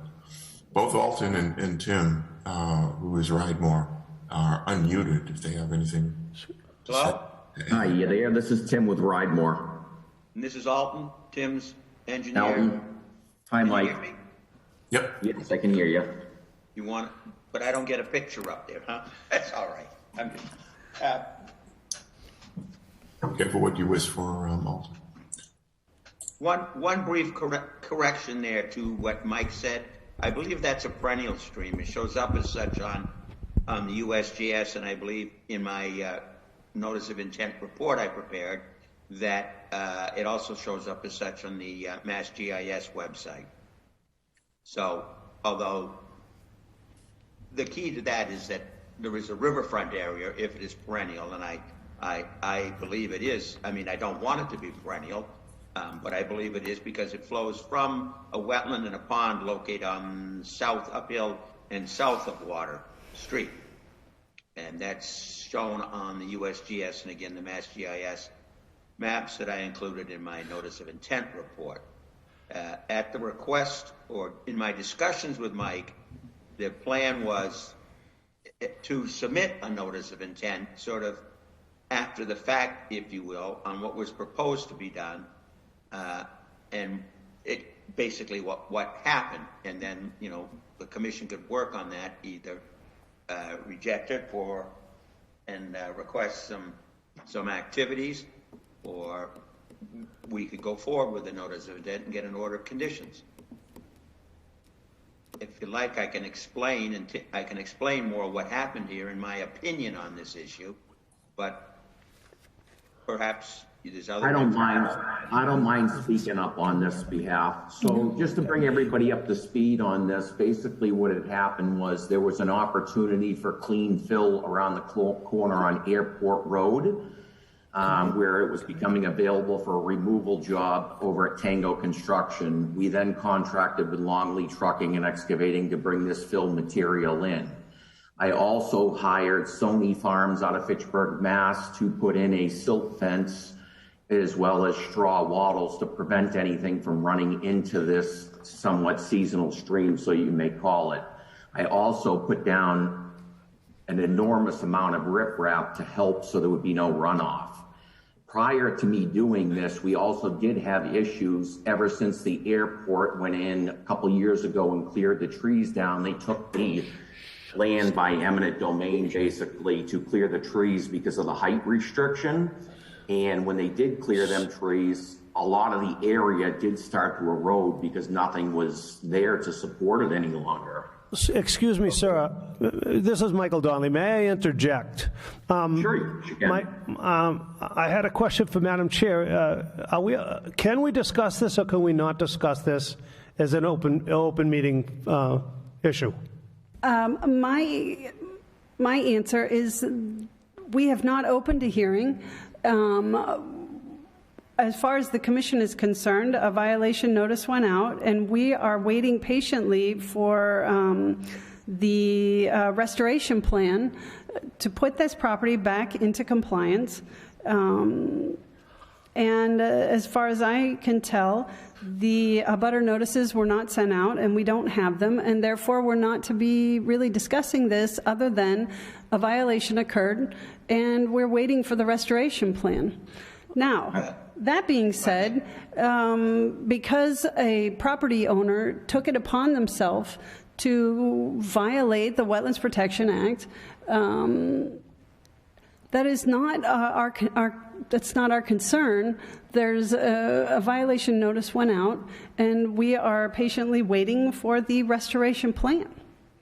And you might correct me if I'm wrong in this, but from what I can see, bird's eye view, that's what's going on here. And so whether anybody wants to talk about it or not, the chair has not opened this hearing, and because it would be in violation of the open meeting law, and I want to be clear in that the abutters were not notified. We have no abutters here, and as far as the violation notice that went out, once again, I think the commission is patiently waiting to see the restoration plan. I think you've been very clear, Madam Chairman, and I think we should move on. We have a lot of other things on the agenda. Hello? Can I make one more speech? Who is that? No. Alden Stone here. Okay. Before you move on. I'm thirsty for knowledge, but it would be inappropriate to accept it in violation of the open meeting law. This is all I'm trying to. I have one point I'd like to make, if I might, to the. If that would violate the open meeting law, I'd respectfully decline to hear it. Well, then I'd say that we need to schedule another meeting. I was unaware that we didn't have what we needed for this meeting, to be honest with you. And I'm not denying any faults with this. I'm looking to make this right. Well, what we need is to have the abutters notified and the following the proper protocols, and then it looks like this will be able, once the abutters are notified, and we receive. Abutters weren't notified? That's not the commission's responsibility, Tim. Something I'm supposed to do, just so I know for my own? Yeah. Okay, so what we can do is you can work with your Mr. Stone, who is very clear, having an understanding of what the protocols are, and then we'll speak with you both at the next meeting once we have the abutters notified. Honestly, to discuss something without having the abutters able to be here, is in complete violation of our transparency laws and or just our intent of being transparent. And I totally agree with you. I agree with you. I would want to know if I'm the abutter and there was something going around, and had I known that, I would have made sure that that happened. So I apologize. Let's continue the meeting. Next time this won't happen again. Sure. So if you have questions about what you need, I would refer you to Mike O'Hara, who can tell you what you need to file, what you need to do as far as that back work goes, so that we can hold this meeting. It was just a misconnection already. Yeah. So, okay. Well, thank you very much, everyone. Madam Chair? Thank you. Sorry about that. Have a nice night. Before we, did we lose somebody here? Well, now we've lost I'm Rob. still there. All right, before we move on, and we're just discussing the violation part of this, so this is commission business.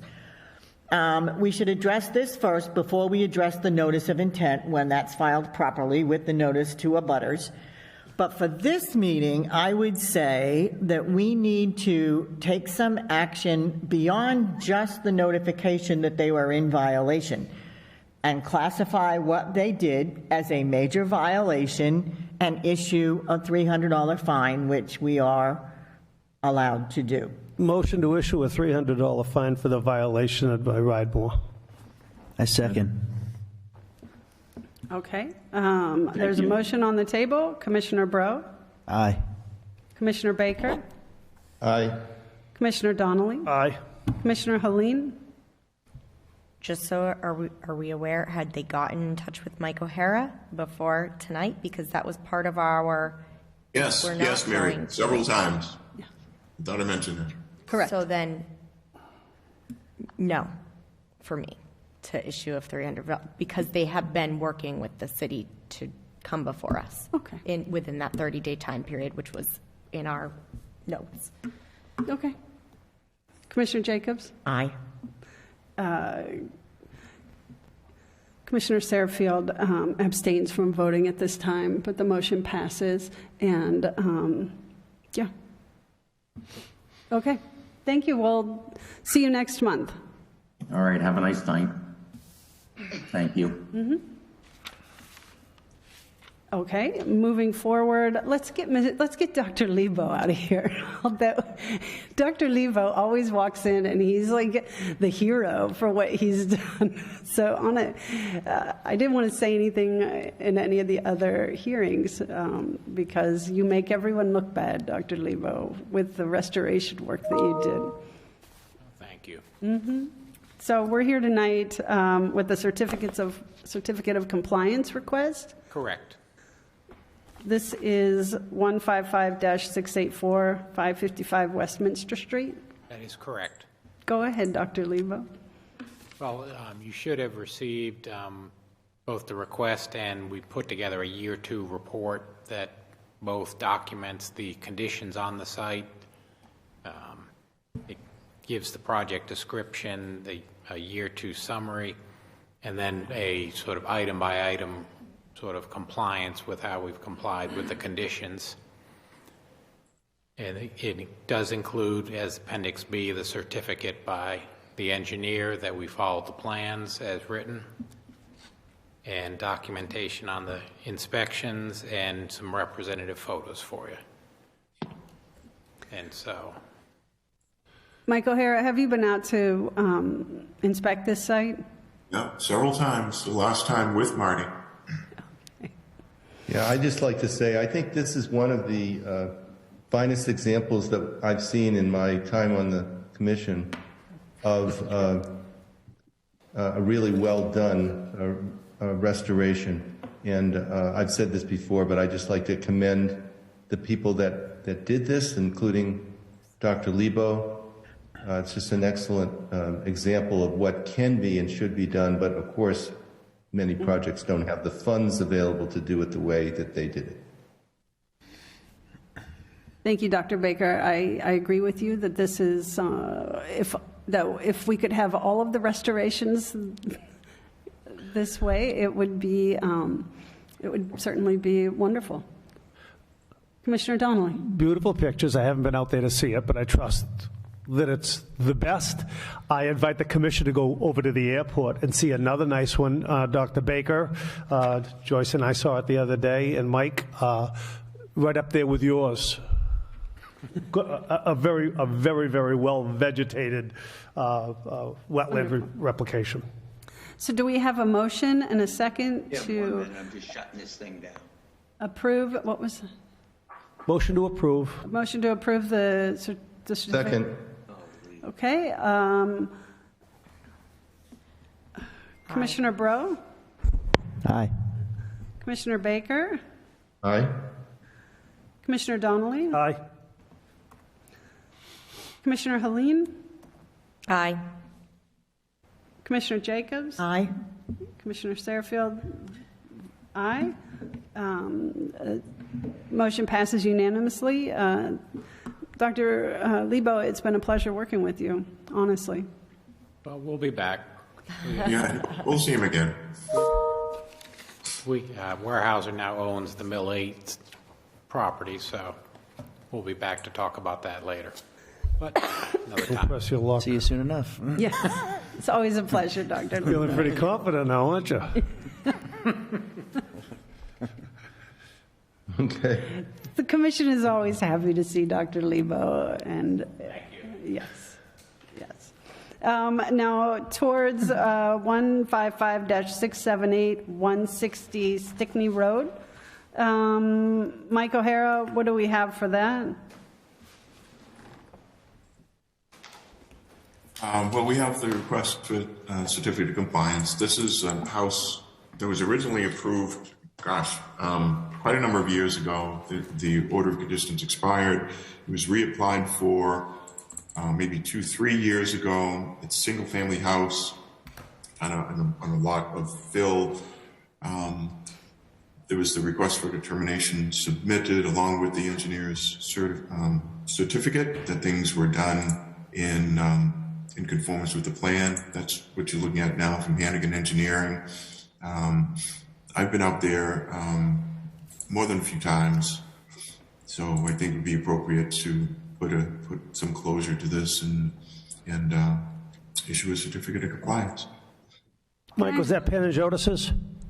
It was. Okay. Yeah, I've seen it a couple of times as well since then. Yeah. Can I have a motion and a second to approve the? Motion to approve 155-678, 160 Stickney Road. Second.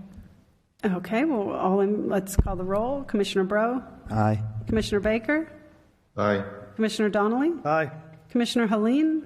Aye. Commissioner Jacobs? Aye. Commissioner Sarfield? Aye. The motion passes unanimously.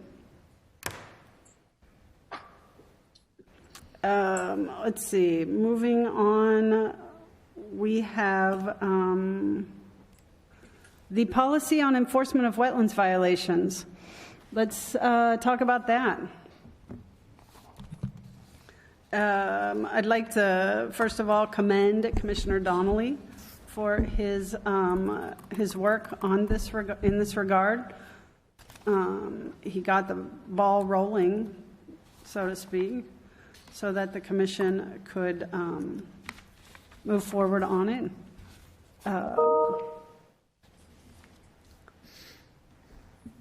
Do we have any comments? First of all, do we have any comments? I edited some language, but it's nothing more than language, I guess. I emailed everybody, and I have 2 hard copies. Well, maybe I don't. I only have 1. Yeah, that's it's a first step, and we could exercise some of it tonight.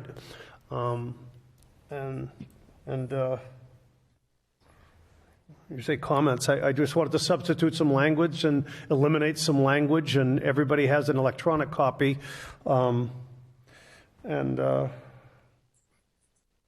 That's it. Days may change. The idea of when you apply it, I guess if a violation, if you saw a violation and a guy had to come in 1 day, 3 days, or whatever, and then you wait 30 days, the faster that we can act on this, the better, the more efficient it will be, and our job will be. Yes. So some of the 30-day notices or 14-day notices are subject to change. Nevertheless, the idea is expediency and acting as quickly as possible. That's all. Thank you. Commissioner Helene, did you have a comment? I just want to thank Mike for adding in issue the violation within 24 hours as well as the cease and desist. So that's great. And then as far as getting them in here, it's nice to know what our repercussions are going to be based on when they show up, when they decide to be held accountable, how long it's going to take them to remediate. So I think most of that is covered in this, which is great for us to be on the same page as a commission. I guess my one comment, and this came after speaking with Mr. Smith, is that he would like to see was there a lien on the property, a lien placed on the property, and also steadily increasing fines. I think part of the action. Tim, go ahead and chime in if you're.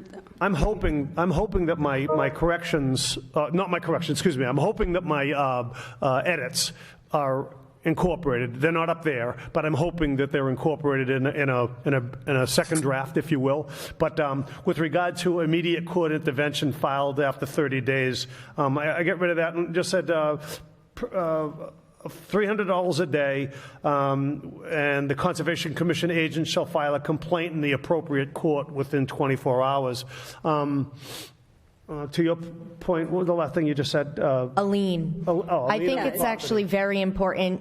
It's happened multiple times. You've got to get a judgment before you get a lien. Where now we have property owners running away from their violations. They sell the property, and then it's like, well, we didn't know when we bought the property, and now we need to whatever. So. Awesome. If only so that the new buyer can be made aware that something happened on that property that was illegal. They have to be aware of it. So we do need to have something placed on a lien on the property related to this. Commissioner Tim, is Tim still out there? I don't know. I couldn't have said it better, Tracy. Yeah, I just don't know the legal process of placing a lien on a property. Correct. So that's something that we as a commission have to figure out, and then obviously go through steps 1 through 7 before, that's the last ditch effort, obviously. Well, it would be at the end of, it's more at the end. But privately, a judge would allow you to place a lien, but I don't know about a tax lien, a water lien, et cetera, if the city has a different procedure. Mike O'Hara? Well, in a tax or water or sewer lien, there's specific legislation that authorizes a city or town to do that. And we need to check with the law department to see whether a commission has the ability to, on their own, to slap a lien. I volunteer to specifically to that point to look it up tonight, tomorrow, and to add it to my edits. The other action that Mr. Smith and I discussed was the steadily increasing fines. And Mr. Smith, do you have any comment on why you were interested in adding that? Yeah, no, because apparently the town of Marion, Massachusetts, the Conservation Commission does put liens on property. And their legal counsel has told them that to do that properly, they need to steadily increase the fine amounts. So I honestly don't fully understand it. I'd be curious to hear what Mike finds out. Can we do that based on the Wetlands Act? It only really references the $300 a day. Legal mechanism. That's Massachusetts. Fitchburg is Fitchburg limited to 3? Is the Fitchburg ordinance limited to 3? It says that. Okay, all right. Okay. It's an intimidation factor. Well, we could change it. Yeah.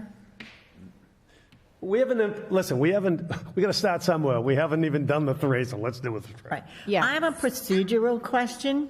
Okay. And we saw this tonight. How do we even talk about violations at the meeting? Well, we do have it's on the agenda every month for violation notice enforcement orders. And, okay, so it's on there every month. So if we wanted to we should have separated the ride more as the notice of intent and then added ride more to the violations and put that, and then that would not be violating any of the open meeting laws. Correct. Okay. So as we get violations, we have to make sure that we list them in the right order as far as meetings go, so that we can take them up in a proper fashion. Eliminate that confusion. Mike O'Hara, what do you think about that? Yeah, it's just a matter of putting it under the right heading.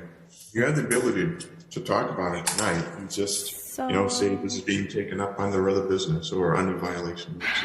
Well, Mr. Stone wanted to talk about it, and that was where the problem wetlands came violation in. Well, yeah, so that's why, we knew we couldn't proceed on the notice of intent because the abutter notices hadn't gone out. Which there But then probably we should have should be. moved the violation down into the Violation ticket. We need to Oh, know okay. that so that when That's these a come what up, dollar amount? let's address them. It's 300, well. Hey, Mike, Up to 300. I've got a suggestion or a recommendation for the enforcement protocol, and that is we really need to document the violation. Because if it goes to court, the judge is going to want to see what the documentation is. How do we find that there was a violation? So Well, that's why that's photos, very important. we should have all that. So Tim's talking about full documentation of a violation, so that, correct, Tim? We're not hearing you very well. Sorry. That's okay, it's just, but I think what he's discussing is full documentation of the violation is important. Is that correct, Tim?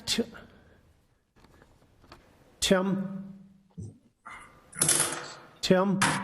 Yes, okay. Can you hear Okay, you? that's better. Okay. Yeah, I had to put the headphones back on. Are you listening, Tim? I am, sir. So I think this will be a good exercise for you and for the commission, Tim. I was going to make a motion that we enlist Tim to detail and file, detail each and every violation on Sheldon Road.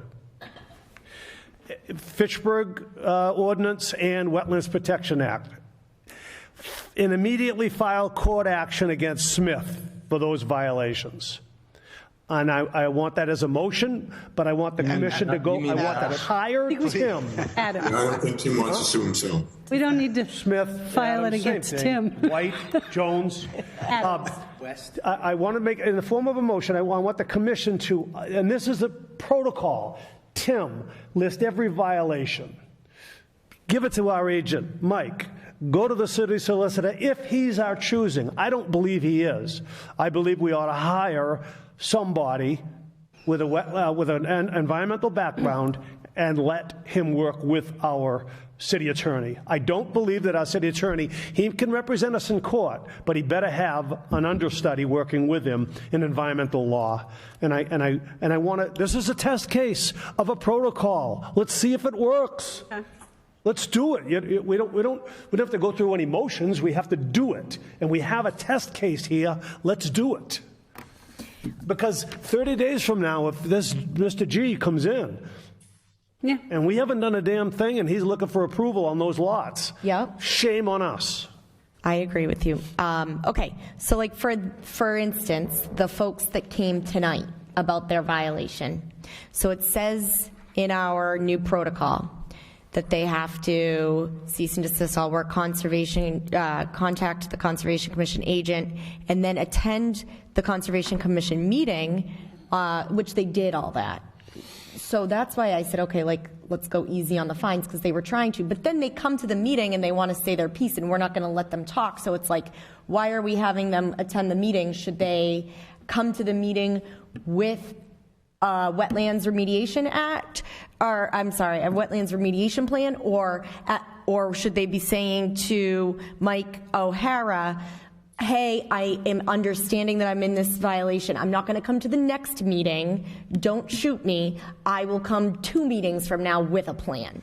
So that way we're not wasting anybody's But to time. that point, and that's where the process, we should have moved them to the violations discussion versus the notice of intent Right. open hearing part.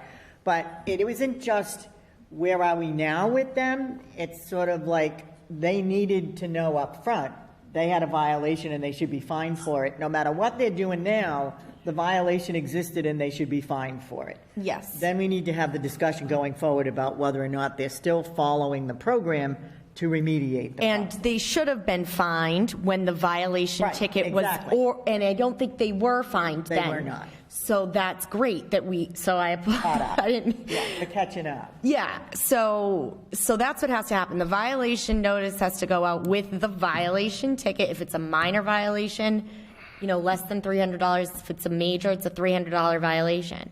And I think we should be notified of what the person is going to get fined. Sure. So just to answer your question, they hadn't notified the abutters. So before any hearing opens, all the abutters have to be notified. So that's what that was all about. I completely agree. It's just that now by asking them to show up to the meeting, we're wasting their time if we're going to ask them to show up and then go, but you can't talk because the abutters weren't notified. Well, let's get their ducks in a row for them. Could I interject here? Go ahead. That was scheduled as a public hearing because it was the applicant's responsibility to send out the meeting notices. I found out a couple of days ago that Alton, didn't send out the meeting notices. Okay. So I said, you're going to be here anyway. We'll talk about it under other business. Let folks at least see the plan for 2 minutes. Then we don't open the hearing. The hearing is opened at the next month's meeting. To Mary's point, they put us in an uncomfortable position, right? They wanted to have a public hearing, and they didn't follow protocol. No, they didn't want. Alton, at least, I don't know about his client, was fully aware that he didn't send out the notices, and he wouldn't be able to open up a public hearing. Okay. We're very territorial over our other business section. Really, what we're And he continued to talk. So this in was spite a of pre, that. this was a pre-plan, I mean, they do this, people come in before they file, and it doesn't have to be public, right? It's informal. So Yeah, we at the could end have of had an our informal meeting. meeting. Right.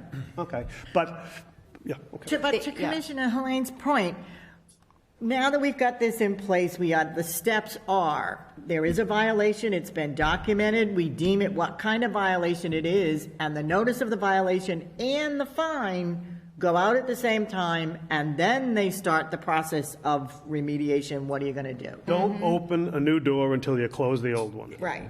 The refining of our own structure will kind of help our integrity Right, moving so we know where we're going. Yeah. So could we go back to Mike Donnelly's suggestion?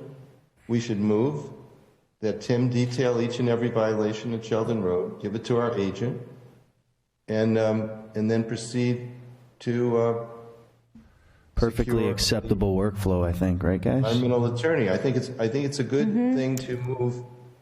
So I so move. Motion to hire Tim. Dog. I second. Okay, I'm sorry, I missed something. Aye. Oh, hire Tim to. Tim, does anybody ever ask The Tim if he violation. wants this work, or we just give it to him? Tim? Thanks, Mike. Tim, would you research an environmental attorney? Because I do believe that's who we want us to represent us beyond, in court, and not the city solicitor. No offense to the city solicitor, but. No, I hear you, Mike. So if you look at any of the MACC publications, they're often environmental attorneys that advertise in that publication. Or if you reach out to MACC, I'm sure they'd recommend a good environmental attorney. Actually, the MACC would have recommendations as well. Yeah. Yep. That'd be the first place to look. Yeah. Yeah. So who's going to look? I'll look. Okay, so someone's going to find an environmental attorney, and Tim's going to come up with a list of violations. For Sheldon Road. We're using this protocol here as a basis great. of how we're doing this, right? Because we're under create a protocol. workflow We're for discussing the protocol right now. Yep. So what step is that? So now, when Tim does the We're skipping a few steps with this one. We're going right to court. Right, but when he details the violation, how do we do this without having to pass it on meeting after meeting after meeting after meeting? He's going to when does he submit that to us? Or Well, you to got 30 days, Tim. Mike O'Hara? You got 30 days to get it to Mike, and then we'll get an attorney, and we'll line up an attorney. He'll want a retainer, and then we vote next meeting, 30 days from now, unless we have a special meeting to say, let him loose. So where does that put? We can always have a special Rasowitz meeting. again. Oh, this guy here? Yeah. We've done our part. See, we have to do something. In 30 days, we'll tell them it's in progress. Well, the attorney will give us information as to whether we have standing or no standing. Okay. Right? And if he says you have standing, fine. He recommend what we'll do. You get a guy. How would you handle this situation? Yeah, that is how this one's going to unfold after the way he. This isn't new. It's been done before, and we want to follow. And if we don't do it right, we're dead. That's why I don't even want to recognize those 3 lots. As soon as we recognize those 3 lots, we may not have a case at a later date. I want to recognize 1 lot, and I think I'd like to believe we have a Because case. when we issued the violation, it was on that one lot, right? The violation protocol. Mike, we need to find out how it's possible to put a lien. Can the Conservation Commission put a lien on a property? But Tim is saying that there's a town in Massachusetts that has done that. Marion, I'll get it done. Okay. I think it's. So we can always have a special meeting once this, and just to discuss this protocol. It can be a virtual meeting that's posted. Yes, because if there's a major violation and we get it documented and it's ready to present to the commission, we don't want to wait another 30 days. Yeah, we can always We have want a- to send the violation out with the fine immediately. Yes. Yeah. We can always have a special meeting. We just Especially need virtually 48 hours to. There is no need to have a special meeting to vote on a fine and a violation. No, to I- approve this. Oh, that Yeah, there. to get that pushed through. You don't have to approve Okay. that. That's just, it's only a protocol. It's not Oh, law. I think It's we not should approve regulation. it. It's, I agree. I think it should be. I think we should approve it, and I think we should post it on public We can put it on site so our- that everybody knows. Conservation Commission And it's page? not a Yeah, we shock can to them. Post it on our website. Mike, we're allowed to post whatever we want on that website, I mean, within reason. You can post whatever you'd like. And now moving on. That way, if they have a violation, they want to know what to do and what's coming to them, we go, hey, our protocol for handling violations, it's on the public website. Go at it. Okay. So let's. So do we make a motion to approve Commissioner Donnelly's protocol for handling violations with the? No, you haven't seen the edits. Right, we Don't have approve to- it without looking at my edits. And frankly, my edits may be not to your liking. Mike's was just fine. So we can. Send us your edits, Michael. We can have a special meeting that once Mike gets this, does his research, we can, after he finishes his research, we can have 48 hours to post the meeting and have a virtual meeting where we vote on this. So that can be wrapped up pretty quickly once the research gets done. It will be a short meeting. Okay. Okay. So let's see what else we've got here. Mike, Al Futterman, or who is going to, is Al still on this meeting? Was he on the meeting? I sent him a text now to ask if he was still awake. Okay. If he's not. So Commissioner Baker. I'm here. Can you hear me? There you are now. Oh, jeez. Yep. Thank you, Mr. Futterman. Patience. And can I screen share? Well, I could put it on mine. Okay, I made 1 or 2 other things, but that's fine. And you won't be able to see me? Well, we don't need to see you. We just need to hear your voice. Yeah. I think it's reasonable. I feel like 120 minutes. It's pretty reasonable. Whoop. We can't hear. Yeah. It's rather long. Zoning does that, where they have time slots for each agenda item? That would help the structure too. It would. We can get pretty bogged down in some of these You really conversations.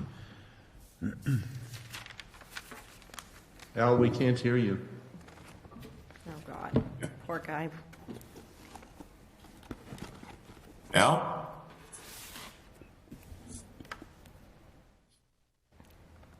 so promising for a second there.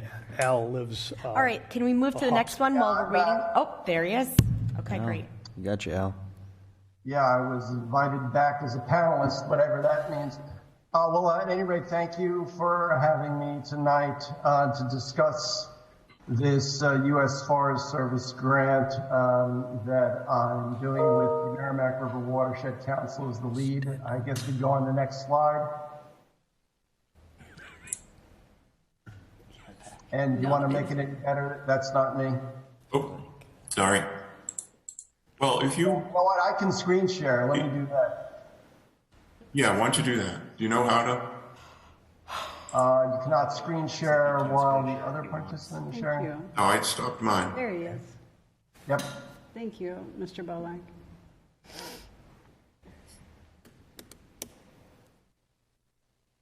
Oh, here we go.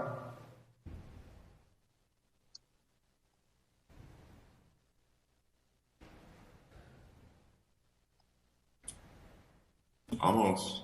Almost. There we go.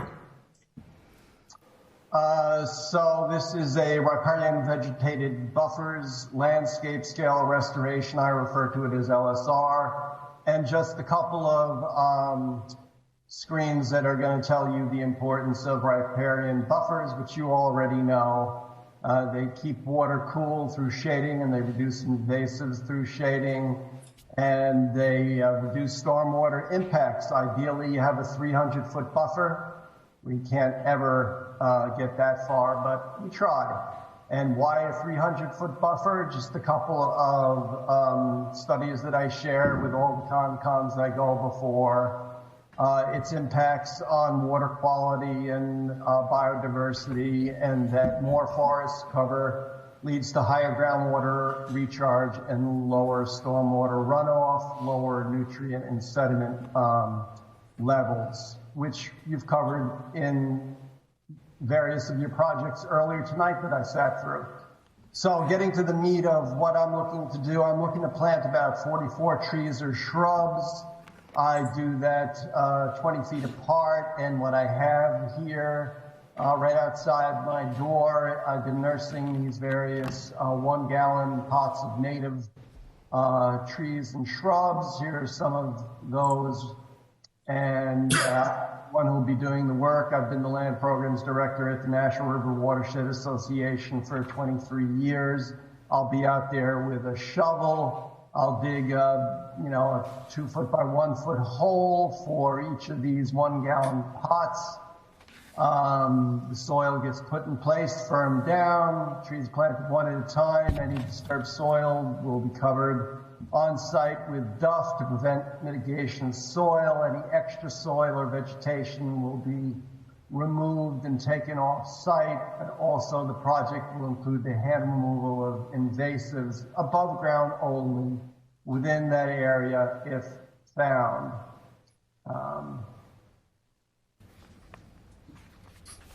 And gets you a little bit bigger. So where I'm looking to do, and it's pretty much the first three, the fourth one is only hypothetical, but I've spoken with Jeff Cunningham here at Turning Point, the Riverside Commons opposite Gateway Park, and at Riverfront Park, and then finally we'll end up at the DPW East Fitchburg Wastewater Treatment Plant. Here we're looking down on the former Munchco, now Turning Point campus, 642 River Street.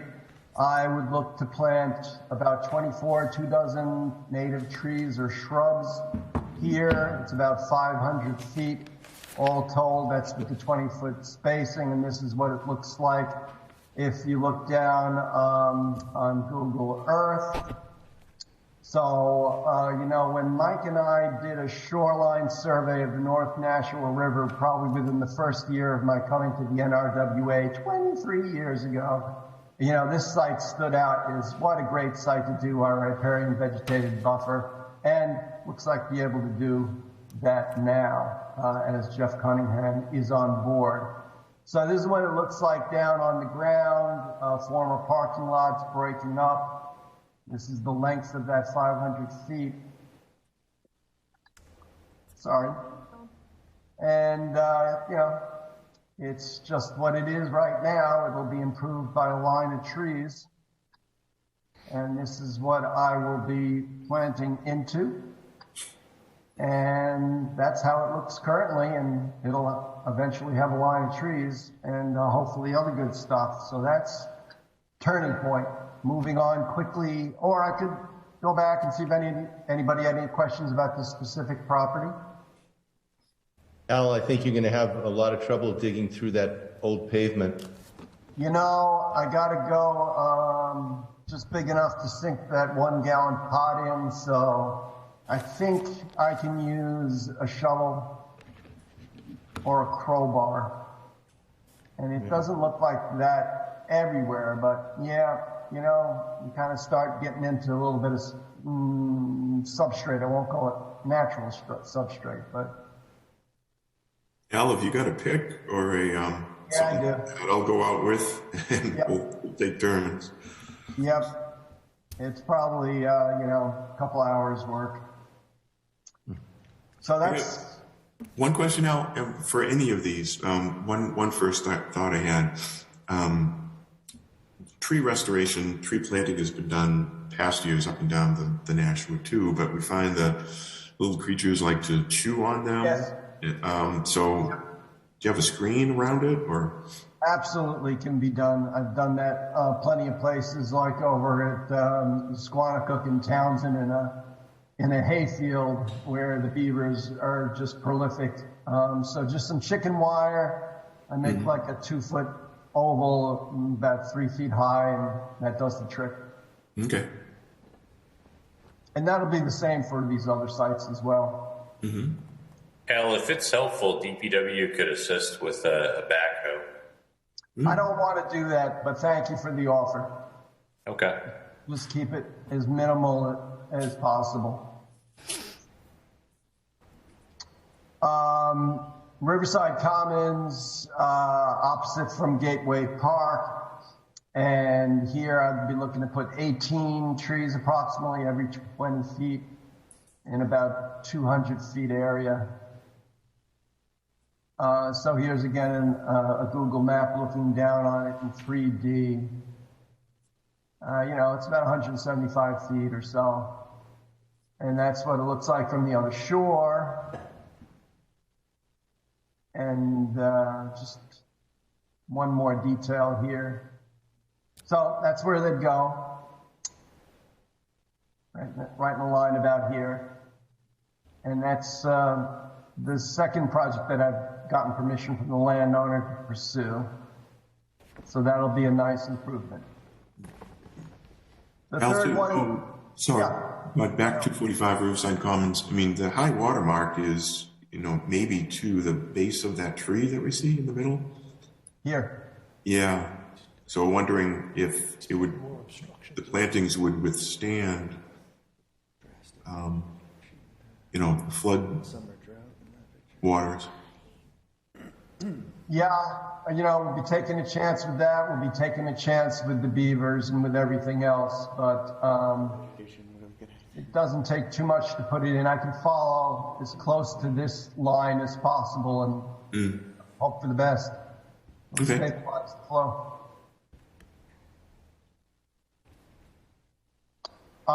This third project is one that I hope to do tomorrow. It's invasive removal only, again, just above the ground, no digging at all. So we're looking down on the site.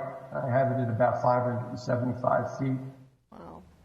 And this is what it looks like. Park side, looking downriver. And mostly Japanese knotweed. I don't know what the deal with the browning here is, but I also saw that there was a pile here, if you could see my mouse. And I'd pretty much be doing the same thing, piling it up. The DPW, I hear from Liz Murphy today that the DPW will take away these plants. And I didn't realize Liz last week you got an egret flying in, so things. You know, we'll use it. I've seen mink here before, but this is pretty much a jungle. What is that bird? I was going to call it a great blue, but it certainly isn't that. So I'm going with egret, but if anybody knows their birds better. It's a pterodactyl. Absolutely. Commissioner Donnelly, I didn't hear him. what's the bird? What kind of bird? What's your guess on the bird in the picture? Hey, Harry. Off in the foreground. The bird, what type? It's like an egret to me. Can't see it. Yeah. I'll send you the picture, Mike, if you like. And then this last one is totally hypothetical and is a long way down the road, but I'm just throwing it out there to generate ideas about what people would think would be a good way to remediate the sandbar here. So the DPW is at the bottom of the picture, and the airport is obviously over there, but as it turns out, this is land owned by the DPW.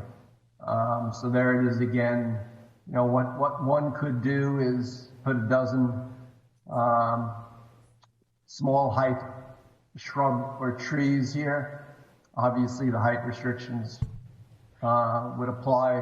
When I was out there with Mike in these pictures, you know, he followed up by sending me, you know, a picture of how the river has changed. I don't have a good sense of the fluvial geomorphology of the site. Obviously, some things are taking root here, so that's an option. But just throwing it out there, get people's ideas going. But I don't plan on doing anything here for the time being. That's pretty much it. This is a 3-year grant. I'm in year 2. It'd be great to get things planted this month. In the fall is a good time. I've been, you know, tending to those 1-gallon pots that you saw, and also some shrubs that are bare root that are in my compost pile healed in. I'd like to get them out of there, and that's about it. So I'll stop screen sharing unless people would like me to go back to any slide. Do we need to make a motion to approve this, or is it, Mike, do you recommend we make a motion, or is this just? Just to have it on the record, sure. Have a motion to approve Al's proposed work and thank him for doing it. Can we have a motion to approve of the work that Mr. Futterman has proposed? I so move. And a second? Yeah, I'll second that. All in favor? Aye. Aye. Okay, it looks like we have approval. Thank you, Mr. Futterman. Thank you for your patience and your work with Nashua River Watershed. Thank you very much. Have a good night. Okay. Thank you. Bye-bye. All that's left here is Papudi Bennett Road minor modification to the culvert. Mike, can you explain that? Yeah, I can explain. I got a call from the contractor doing the work. They're going to stick with the original plan. At first, they had proposed or thought about substituting just a concrete pipe for the box culvert, but they're going to stick with the original plan. So. Okay, so we don't need that. And then lastly, the Fitchburg Public Library renovations. Sweet. There was also the comments on the draft open space and recreation plan. Yeah, Yep. I would not do the library because we don't have Okay. things from them, but open space and plan comments. Oh. And I don't see that. I don't see that on the thing. But. On the second Okay. version of the agenda. Oh, I'm okay. Okay. Let me get. Well, Ralph, this sounds like your cup of tea, so go ahead. Well, I drafted them and circulated them, or maybe I asked Mike to circulate them. I think I didn't do it myself. Did everyone see them? I have not seen those. Are we speaking to the open space plan? Yes. Yeah, I wanted to say to everybody here on the commission that thank you, Ralph, for your effort. You took aggressive notes and you covered them all. Well, you covered them all to my liking. Thank you very much, and I hope that they'll incorporate them and And again, they had a draft and they asked for comments, and I'm sure they're going to put them together and they're going to look for additional comments, and we'll see if they're in there. But Ralph represented the Conservation Commission well in his comments to the powers that be, and I'm grateful, Ralph. Thanks a lot. Well, thank you, Mike, for proposing that we do this. Can I share my screen, or how are we going to look at this quickly? I thought it was on the screen already. No? Oh, is it? I have them, so I'm going to just read them. Oh, yes, it is. There it is. Sorry, I was looking for my own version when you were already displaying it, Mike. So there's, this is a document that is in response to a public meeting that was held, I think it was last week. And basically, I'm making some distillation of some ideas that came from Mike Donnelly as well, and Joyce. I think that for those who haven't had a chance to look at these, we should send them out again, Mike, and hopefully this time everyone on the commission can have a chance to read them. But the date when comments were due, I believe, was on the 6th, yesterday. So I asked for an extension, but I don't know whether it will be granted. Can you speak to that, Mike? Mike O'Hara? I don't know.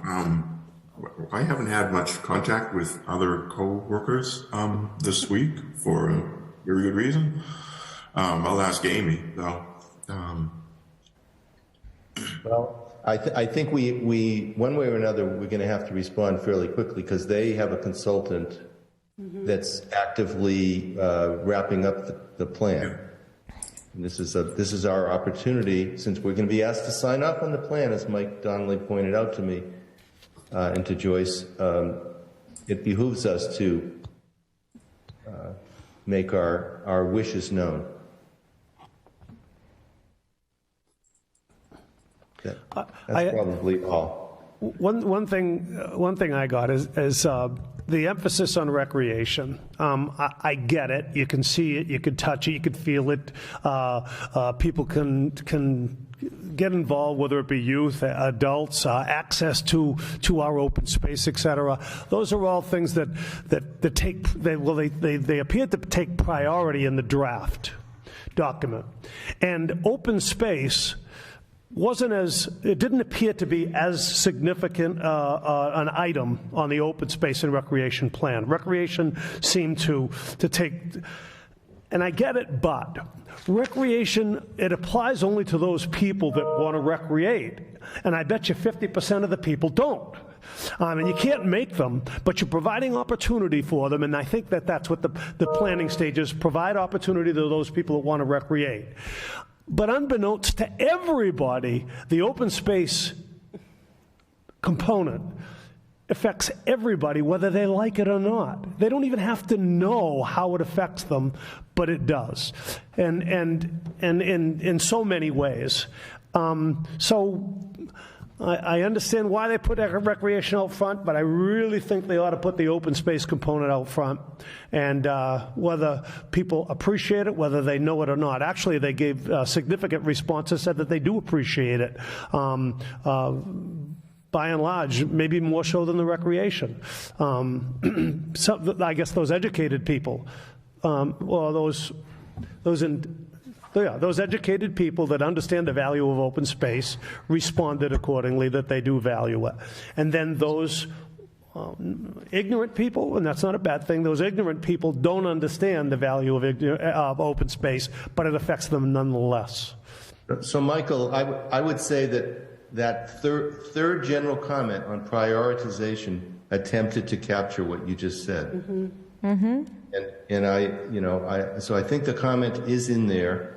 But again, if everyone hasn't even had a chance to read this, then it'd be a little premature to deliberate too much tonight, although we don't have much time to think about it. So I guess I would ask that everybody read it, as soon as you can, and let Michael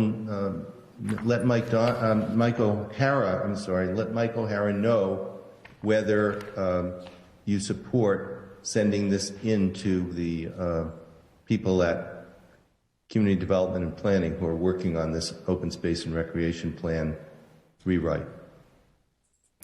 Well, I support it, and I want to thank you, Dr. Baker, for your commitment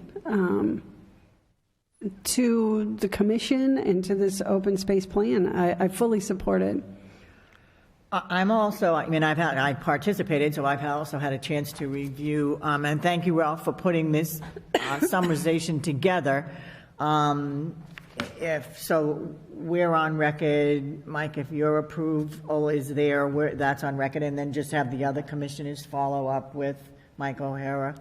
And as long as a majority of the commissioners are on board, then he can take this to the planning board. You got 4 here, is what I heard Joyce say, Ralph, including yourself, and you're looking for 2 more comments or thumbs up. Well, but if they, they haven't. Ralph, I just read 3 out of 4 pages here. I mean, everything that you put in is incredibly nuanced, well thought out. I know the work that you do with the open space project, so I feel very comfortable. I think it's all is well. Just kind of obviously want to mull it over and read a little bit more if I have any comments and things, but I like what you said about like a DEP, similar to the DEP filing fee. I didn't even realize that there was a filing fee for, conservation. So there's definitely, thank you for bringing a lot of this to my attention. It's actually Michael Donnelly who made us aware of that, not I. But thank you, everyone, for supporting what we've tried to put together, and let's get this in front of the people that can consider it and incorporate it into the plan as soon as possible. Thank you. Agreed. Thank you. I agree. Do we need a motion, or are we just in agreement here? Well, I mean, if you want to approve it, you could, and then we could just send it in, but... Do we have a motion to approve this? Are you guys comfortable with where we're at, Brian? I am completely comfortable. I know that Ralph is nothing but. All right, so then I'd like to make a motion to approve the comments to go to the Open Space Planning Commission provided to us by Dr. Baker tonight. Second that motion. Okay, let's call the roll. Commissioner Bro? Aye. Commissioner Baker? Aye. Commissioner Donnelly? Aye. Commissioner Helene? Aye. Commissioner Jacobs? Aye. Commissioner Sarfield? Aye. It passes unanimous. Thank you, Dr. Baker. Thanks, Dr. Baker. Well, thank you, all of you who contributed to this. And we made particular efforts not to violate the open meeting law in putting this together. So that's why it was just Michael Donnelly, Joyce, and I who kind of were the driving force to put together these comments. Thank you. I think that's all you have, Madam Chair. All right. Can I have a motion to close the meeting, to adjourn the meeting? Motion to adjourn. In a second? Second. All in favor? Aye. Aye. Aye. Meeting adjourned.